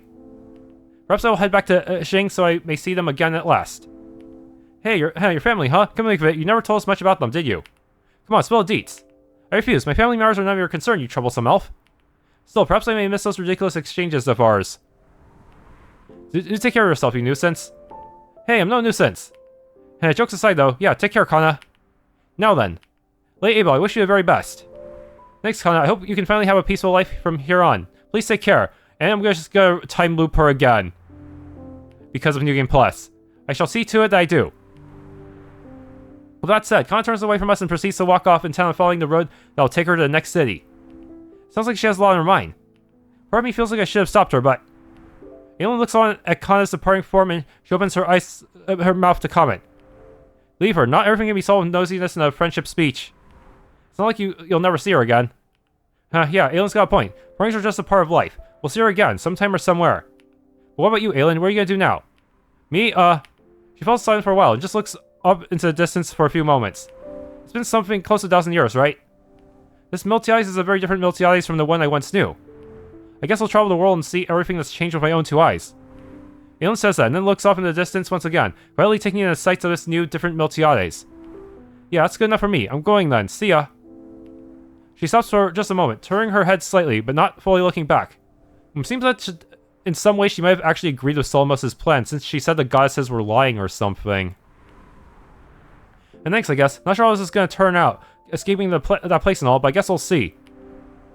With that said, she starts up again, walking into a random direction. Her figure gets smaller and smaller in the distance until it's no more. To be honest, there was a lot I wanted to talk to her about, but ultimately I don't think it's important to my life right now, so I think it's best to let her be, while I focus on myself. Maybe she'll get more characterization in New Game Plus. There's supposed to be new scenes. Phew, looks like we're all going then. Liam steps aside, ready to leave, but she looks back and gives me a smile, a genuine one, not like her usual silly ones. I'll see you around, Abelle. Sure thing, Liam, take care. Liam gives me one last grin, then her figure wraps in a wind current, lifting her in the air before she takes off in flight. No matter how many times I see it, I'll always be amazed. Controlling Aether like that sure does look convenient. But with Liam gone now gone, it's just me now. Now I'm the last one left. I decided to start my journey home first. There's something I have to see, and I need to get prepared. That's right, we kind of went with Leanne's route, huh? Back in the town of Vicina, Leanne looks up at the sky and watches the ominous black ship floating high above finally disappears from sight. That can only mean that whatever was going on with it was resolved by the people who went up there. It vanished. So it's over then. She closes her eyes, thinking back to Abelle, what Abelle had said to her the last time they spoke. She promised that she would return her, and when she did, that she would have something to tell her. Please be safe. Leanne shakes her head of her thoughts, and she leaves to resume her patrol of the town. She must be patient. For now, she'll focus on doing what she can. The rest will follow in time. In the void of white, a certain figure finds himself awakening. As his eyes open and adjust, he can tell. This is no place that he recognizes. Is this Solomos' point of view? Where on Miltiades? I see. I'm not on Miltiades at all, am I? Is he gonna get reincarnated again? He shuffles to himself and shakes his head. There's no point in hiding. You may as well come out. At those words, two figures manifest themselves before him, two girls clad in strange dresses. Aw, and here we thought we could watch you flail around in confusion some more. That's just mean. Besides, it's not like it would have worked. It's been a really long time, hasn't it? Huh. You two. As I suspected. And what exactly do you want from me? You know full well how I feel about gods and the divine. Yeah, you never were too hot on divine beings, were you, Alzalori? Don't call me that. Alzalori is a name of a far-gone era. Solomos, then! Sheesh! Anyway, normally, when people die, they enter the cycle of reincarnation and all that, but... We had to make a special case for you. No reincarnation for you. Oh, special case, you say? How ominous. And what exactly do you plan to do with me? Lock me in a pretty cage for eternity? Wow! He catches on quick! You could be a little more tactful about it. But yeah, honestly, we didn't think you'd remember your past life and then go and cause all this trouble, so... So, we're going to have to remove you from the cycle of reincarnation entirely. If your soul is this strong, then you'll just wind up doing the same thing if you get born again, won't you? And this is why I can't stand you gods. Your derision is duly noted. Now it's time for you to rest. So, Fiame was an apostle descendant, and Lily was supposed to be a human, so... Were they always supposed to be goddesses, or did they just become goddesses?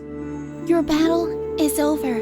Let Miltiades stand on its own from here on. You can say whatever pretty words you want, but I know the truth. Miltiades will never stand on its own as long as you gods continue to exist.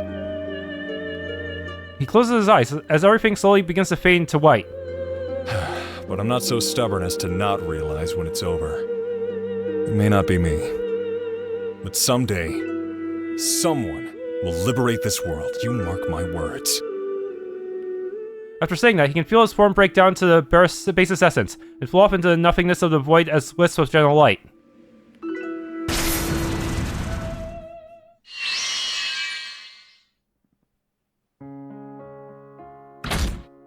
The door leading to Atelier Lainif opens with a jingle of a bell and then a dull funk as the door closes. The owner herself, finally home after an unexpectedly long journey, spreads her arms and announces with loud cheer. I'm home! Lainif's cheerfully loud proclamation resounds through the storefront and then is met with dead silence. After a few moments, however, the sound of footsteps begin to reach her long ears. Eventually, Argent rounds a corner, taking her time stepping into sight. When she does finally behold Lainif standing at the front entrance of the shop, she offers her wife a small smile. Lyneth, you have returned at last. Hello, honey. I'm back. Lainif approaches the homunculus and gently wraps her arms around her affectionately. Sorry I was out for so long.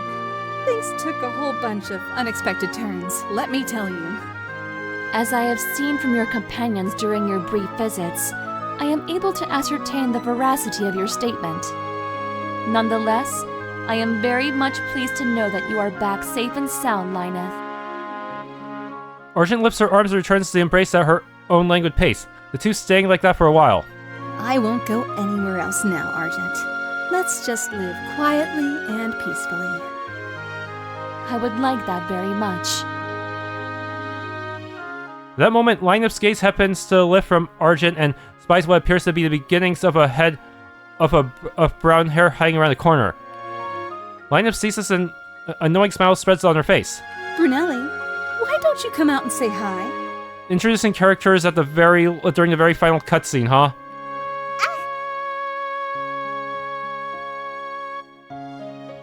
Having been caught, a diminutive brunette figure steps out fully to face Lainif and Argent, looking mildly embarrassed. She looks to be about 15 or 16 years old, but given her elongated ears, she may be well older. It's clear she's related to Lainif, being virtually identical to her. Bruneli, why are you quiet? Did you not wish to see Lyneth? You have inquired ceaselessly about when she would return, thus I. Is she going to be a new game? Gonna have more new game plus scenes? Because it's kind of weird for her to suddenly appear. You think we would see her during shop cut scenes? Mother! Stop! Don't say that! Hey! Stop laughing! It's been a while since I've seen this routine. I'm sorry, Bruneli. Lyneth wipes her eyes and smiles a warm parental smile before she lets go of Argent finally, and opens her arms to the girl. I'm sorry for being away for so long. Come here, Bruneli.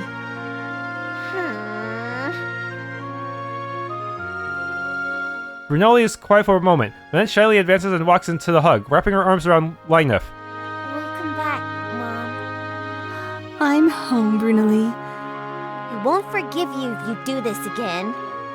You promised that you'd start teaching me alchemy. I know. We'll get started on that soon. For right now, let me just enjoy being back for a little while, okay? Fine.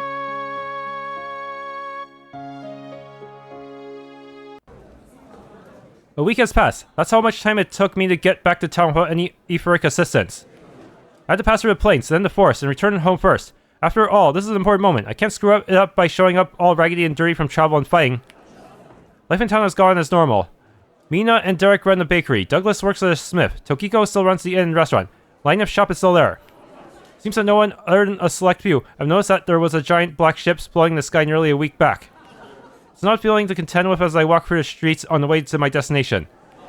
Despite the grand struggle we had, it was like no one knew it ever happened at all. I do eventually make it to where I was intending to go. Standing in front of a lone wooden door in a quiet corner of town, I read a nameplate, Leanne. This is definitely it. Wow, I'm more nervous than I thought I'd be. This should be the same as usual. It's Leanne. I've known her for years now. Why is this any different? Okay.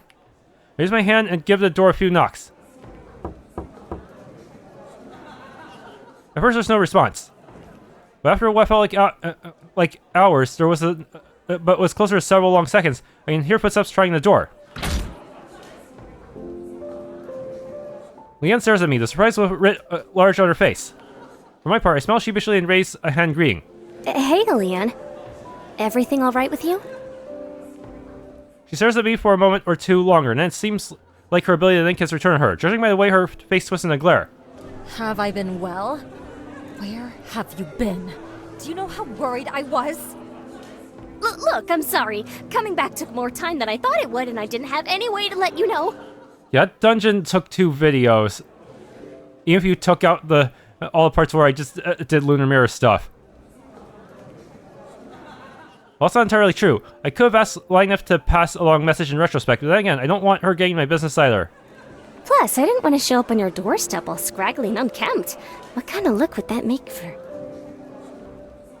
Leanne stares at me up and down, taking in my appearance. I bathed and washed my clothes, so I shouldn't look too embarrassing. After she seems satisfied with looking me over, she sighs. Fine. I forgive you. She walks towards me and points to the low wall on the side. Let's sit down first. Sure. Taking a seat together by a low wall by the side of her home, the two of us look up at the sky. After a bout of silence, I close my eyes and take a deep breath. Then I open them and look at Leanne sitting by my side. You've been here for a month or so now. What are your plans? Will you return to the capital? I thought about it. At first, that was my plan. My being here was meant to be a short stay. But the longer I stayed, the more I realized that this life isn't bad at all. In fact, it's pretty good. It's peaceful. I have a new purpose helping people with my abilities. She looks at me and smiles as she continues speaking. And most importantly, you're here. Hearing those words emboldened me. Of course, I already knew from the last time we spoke, but I feel like I regained the courage to really say what I want to say. In that case, Leanne, will you stay here together with me from now on? Abelle. Her smile grows broader, and I can see the heartfelt happiness in her eyes as she meets my gaze. As if magnetically attracted, we found ourselves leaning closer and closer towards each other until... It felt like it lasted for an eternity, but in reality it was only a few seconds. After parting, I can hear her voice, quiet and gentle. I'd love to. Thanks, Leanne. Then there's going to be a lot of work for us ahead. That's fine. We'll figure it all out together. We have all the time in the world now, don't we? Well, if I had said no to Leanne back then, would I still have a different romantic choice? Is there like a forever alone ending? Yeah. Yeah, we do.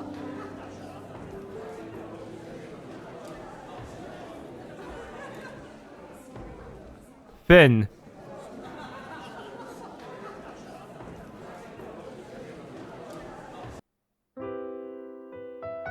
Episode 11, huh? Place to belong. E? Is there significance to the letter E here? Yeah, that was definitely not the true ending. I have a feeling that's a New Game Plus only thing. Because I explored pretty thoroughly. Plus, there's still the rest of the Lunar Mirror to deal with.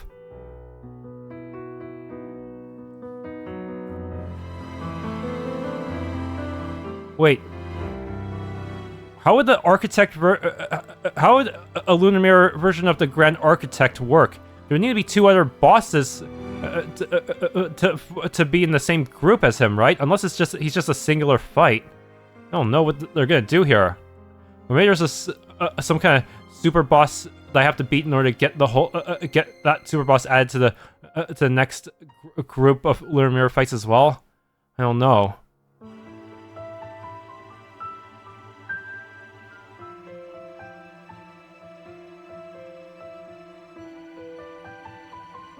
So what happened to Auxiliary back then? Maybe he was a boss as well, but maybe he wasn't quite as strong as now. Who knows?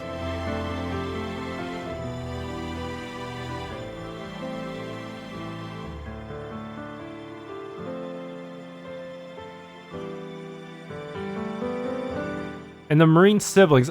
At first I thought that Solomos was actually related to Gunnar because he's also used a gun, but I guess not.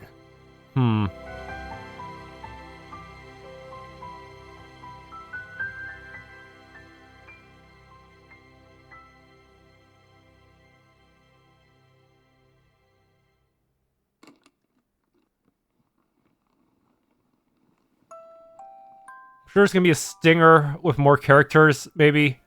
I don't know. Thank you for playing. Even if I did overlevel at the end because I wanted to see if I could beat the Lunar Mirror challenge.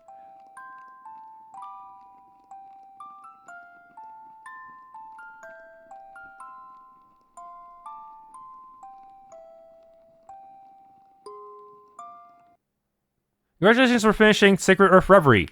This game features a New Game Plus where players can start a new game with their ranks, Zelm, and equipment carried over. Some key items and rare Ether gems will be lost, however. Yeah, I think pretty much everything from the Lunar Mirror is lost. New Game Plus also increases the difficulty of baseline enemies exponentially in order to provide a challenge that continues from where you left off in the final dungeon. Your XP is also increased as well. Okay, but what about Lunar Mirror enemies? Are they also boosted by New Game Plus? All playable characters will also be able to learn New Game Plus specific art perks as well, allowing your party to expand their strengths even more. New Game Plus also features extra scenes and scenarios not available in the first playthrough. Try and go for a different ending, and witness what was going on behind the scenes. Perhaps you may even discover the true ending of the game. How did I get a true ending? I did all the quests! New Game Plus. Gallery has been unlocked on the title screen. By finishing the game and getting certain endings, you can unlock various production materials, character profiles that go in depth, and bonus illustrations. Complete other endings to get 100% the gallery. Maybe for the true ending, I have to get every other ending first? I don't know. There's not really gonna be any hints, huh? Bonus. CGs.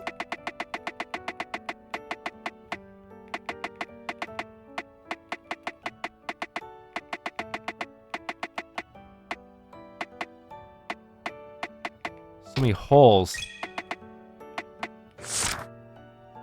Everyone has profile as well, huh?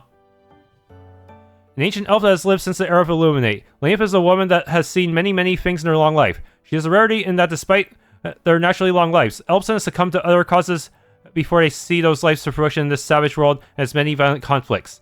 Her propensity for having been on the sidelines of most of Miltiadi's history-making events and people are likely what keep her life so very long.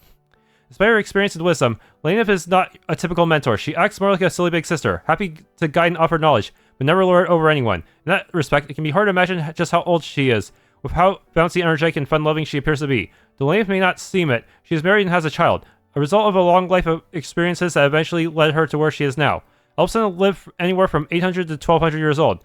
The first 10 years see them grow from a child to a preteen. The next 50 years will see them grow into a young teen. After that, the next 300 years will see them through their teenage years. And finally, beyond that is adulthood. Adulthood for elves can vary wildly, but once they near the end of their lifespans, they age rapidly over the next century or so until their deaths. With that said, it can be inferred that Leanne is nearing the end of her lifespan.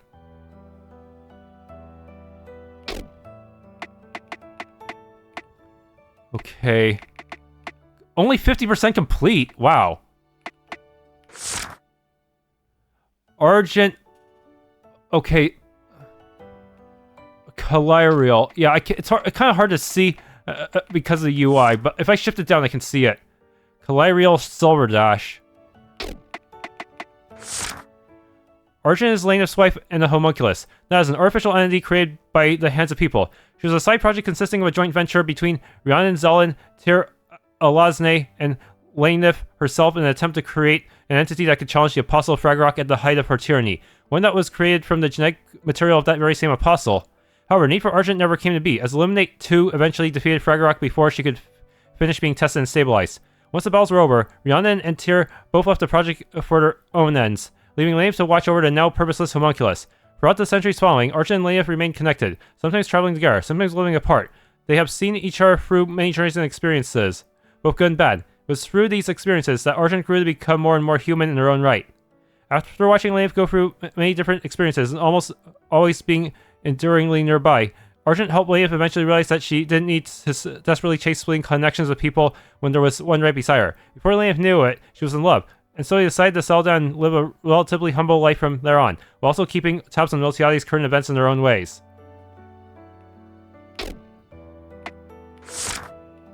Bruneli Calirial Silverdash. Leanne and Argent saw her. She's relatively young for an elf, and thus can be fairly immature at times. She's a bit of a brat and has a bad attitude in certain aspects, so ultimately she is fond of her family, even if she has trouble showing it sincerely, especially Aylin, whose ability she looks up to but finds her antics embarrassing and aggravating. As one might immediately notice, Bruneli looks identical to Leanne. This is because a homunculus's genetic code is more or less a blank slate, so her genes provide a foundation but do not influence the appearance of a child. Plus, when Leanne and Argent had a child, what resulted more or less turned out to be a clone. Wait, does that mean she's also part Apostle? Given the very long life that Leanne has lived, it's a very real possibility that Bruneli has older siblings out there in the world, but Leanne doesn't talk about those things or confirm them to her, insisting that Bruneli is her only child. Whether or not that makes Leanne a bad person is up to personal interpretation.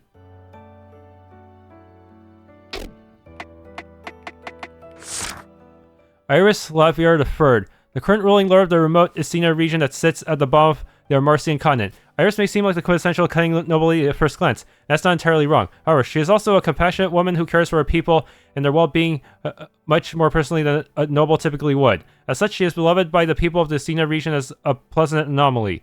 Iris gives off a very mature vibe, hinting at having lived a quite storied life. No doubt she has too. One full of the intrigue and complexities of high society. She can be quite wise, but also quite opportunistic. The woman has a keen eye for talent and will spare no effort to bring such talent over to her side, as evidenced by the way she hounds the protagonist as well as how she immediately hired Leanne.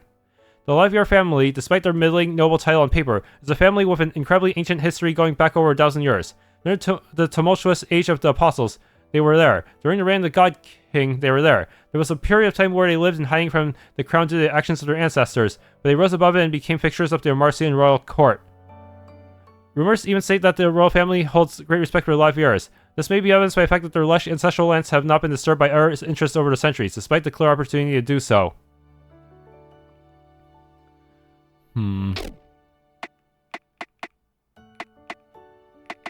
characters. Leanne Miliardo. Leanne is a young lady hailing from the royal capital of the Kingdom of Amarcia. As a commoner, she grew up facing the same amount of social hardship that most commoners do. Worrying about making ends meet, not offending the whimsical and prideful nobles, working hard, the usual things. But Leanne always faced these things with a stubborn, can-do sort of persistence that has done her well throughout her years. When she came of age, Leanne's first occupation of choice was to become a knight. That's where she met the protagonist. Since birth, Leanne has found herself with an odd constitution. Namely, she's always found herself to be possessed of an inhuman level of strength, one that goes far beyond anything that can be considered reasonable. Since she was young, she was capable of lifting more than twice her weight, and this strength only grew as she did. Accidentally breaking things and hurting people is a constant concern for Leanne, and she practices great restraint in order to live a normal life. No one knows exactly why she has the strength, but it's theorized that this is a mutation that's been passed down in her family by chance. As it turns out, the Miliaro family was once nobility as recently as 3 generations ago. Having once been a family of famed knights that served their crown closely, they enjoyed much privilege, but maintained their fierce loyalty and martial dedication.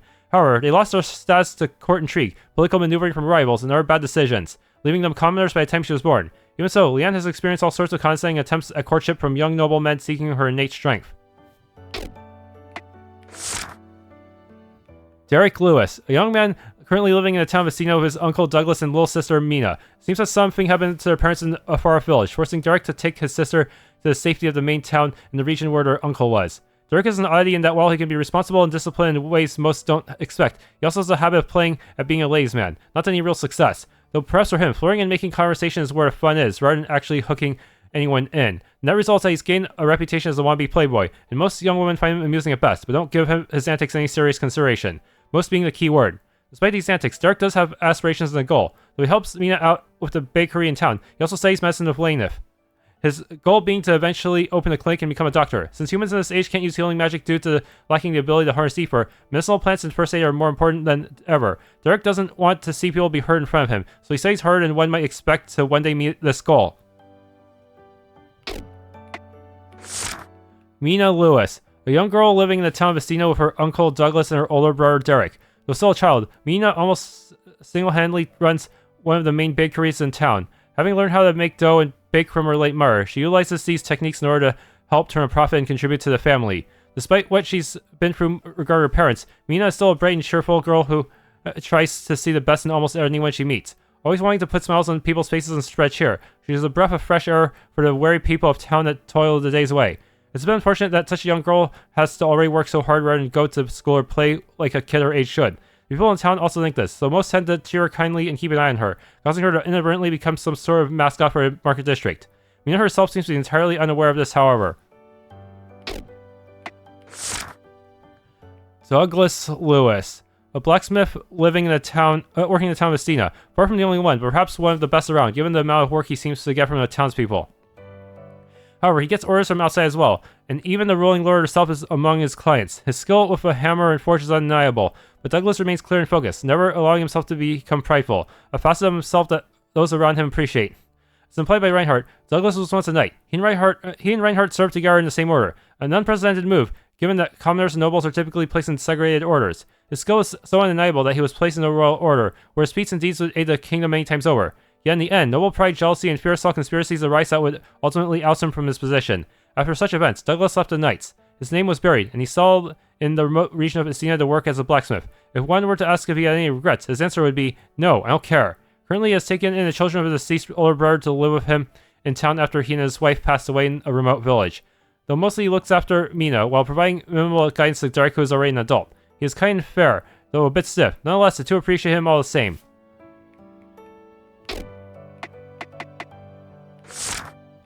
Lawrence Stroud, an eccentric man by all counts. Lawrence sticks out as an oddity in the town of Estina. His sophisticated bearing and presence hardly fit with the frontier vibe of the region.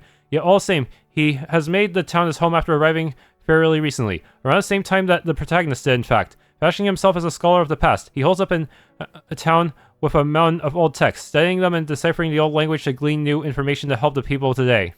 Though at first glance, Lawrence comes off as quite a well-mannered man with tidy and elite image, this quickly crumbles apart when one sees him in his element, poring over ancient tomes, rambling aloud about texts and history, forgetting to eat and sleep at times. He's a bit of a mess when his interests are deeply piqued, resulting in those around him having to check in to make sure he hasn't accidentally died or anything. In truth, Lawrence is the lore master of the royal court back in the capital. Knowledge is quite frankly his entire job. He studies these old texts, learns from them, and suggests ways to apply them to the royal family and their collaborators and their policies and lawmaking. It's a uniquely powerful position afforded to him. However, that is not to say he is unchallenged in the royal court. Far from it. In fact, was his growing frustrations with his fellow nobles and their squabbling and wasting resources over the Demon Queen conflict that caused him to retreat and take a much-needed vacation and simply enjoy his books. Reinhard Falcon, the captain of the Third Royal Order, a band of knights that came to Estina region under orders from the crown. It appears that they simply are stationing in town while scouring the surrounding regions for something in particular. Of course, that something would turn out to be the whereabouts of the Demon Queen, whose vague location was theorized to be somewhere in Estina by an individual known as the Royal Tactician. Reinhardt himself is a man of noble status and a member of the Falcon family, a family with strong pedigree and a long history. They are a principled family that upholds strong values and ideals, even at the expense of other such things, should it become necessary. As Reinhardt himself is a man of similarly strong convictions and principles. Though many of the family are considered cold, and he is no exception, Reinhardt is a fair and just man who makes sound judgments and considerations for his men and the people, even if it's not was immediately easy for them or for him. His sense of duty and loyalty is second to none. However, he's not blind to the shades of gray that exist in reality, as evidenced by his willingness to turn a blind eye to the party allying with the Demon Queen herself to stop some unknown threat in the sky. He merely claimed their conflict would resume once it was done. However, rather than immediately come for them after the battle was over, he returned to the capital of his knights, following orders to do so.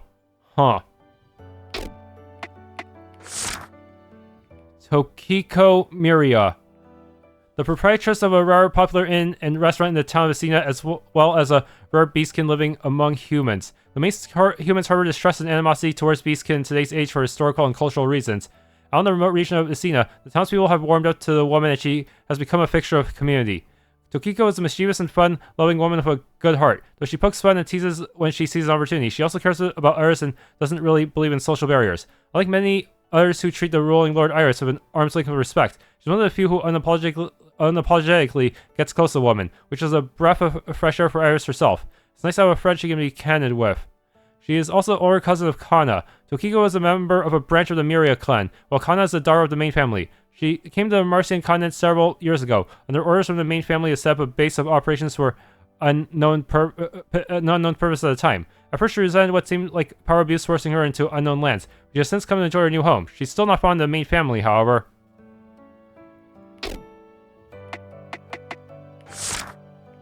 Beatrice Auclair Winchester, a woman that has been living in the Estina region for quite some time. She is scarce and reticent, yet she is kind and amicable at heart, but she must keep wary and cautious at most times for the sake of her daughter as well as herself. As has been implied by a few others, Beatrice was once a noble woman belonging to a prestigious family. Her life was more or less decided for her in all aspects. She received the best education available to a noble girl, and she would marry a man of her parents' choosing, one that would further the clan. However, all that went awry when Beatrice met a commoner adventurer one day. The deeper details of these accounts remain unknown. However, the end result is that after facing fierce disapproval from her family, she eloped with her love interest and fled from the Amarcian capital to live the life of a commoner. Despite the confusing, inconvenient, and sometimes harsh new reality, Beatrice has been realistic and resourceful, growing used to struggling like any other commoner would. Reina Winchester, Beatrice's only child, a bright and cheerful young girl that enjoys going to town and playing with her friends. She's the youngest among her peers, but doesn't stop her from engaging with them without any fear for age hierarchies or what have you. Reina doesn't really understand why she lives quietly outside of town with her mom, instead of inside of town with everyone else, nor does she really know what it is that her mom went through back then, but she doesn't complain about it. She used to, but she's since gotten used to this up. Reina isn't terribly book smart and finds Sunday school classes to be a drag, but she's got a lot of charisma and is fairly street savvy and clever. She's a mood maker that can even handle Rosaline's frightful outbursts, a skill that others greatly commend. Technically, Reina has rare prestigious noble blood by way of her mother. Whether or not her mother's family will ever accept her should they meet one day is another matter entirely, and she can also lift Leanne's axe. Rosaline Lavier, Iris' daughter and the heir to Lavier House. Rosaline is a prideful girl who finds herself unable to truly be honest with herself when it comes to how she feels about things. Her friends, the people, the state of nobles and commoners alike. Despite her harsh demeanor and biting words, Rosaline does value the friends she has. As a noble daughter living in a backward region, her friends are commoners and they walk hand in hand. She also cares about the territory and the lives of her people, much like her mother does, even if she likes to hide behind mean statements. Most of the people in town watch her grow up, and they can see her words don't match her actions. She wouldn't hang out with commoners and assess the town under the guise of simply taking walks if she fought so little of them, would she? Wait. Wait. I feel like we're missing a lot of people. Weren't there like a bunch of other playable characters? I guess I have to complete every single possible story event in New Game Plus if I want to get additional information, huh? Yeah, we only have the protagonist. The protagonist must have some kind of dark secret, or maybe I have to play as Cain. I don't know. Materials. Wait, why did I get Cain's EX limit cut and I didn't play as him yet? Thanks for tuning in to this Let's Play of Sacred Earth Reverie. If you enjoyed, please leave a like, subscribe, and or hit the bell icon.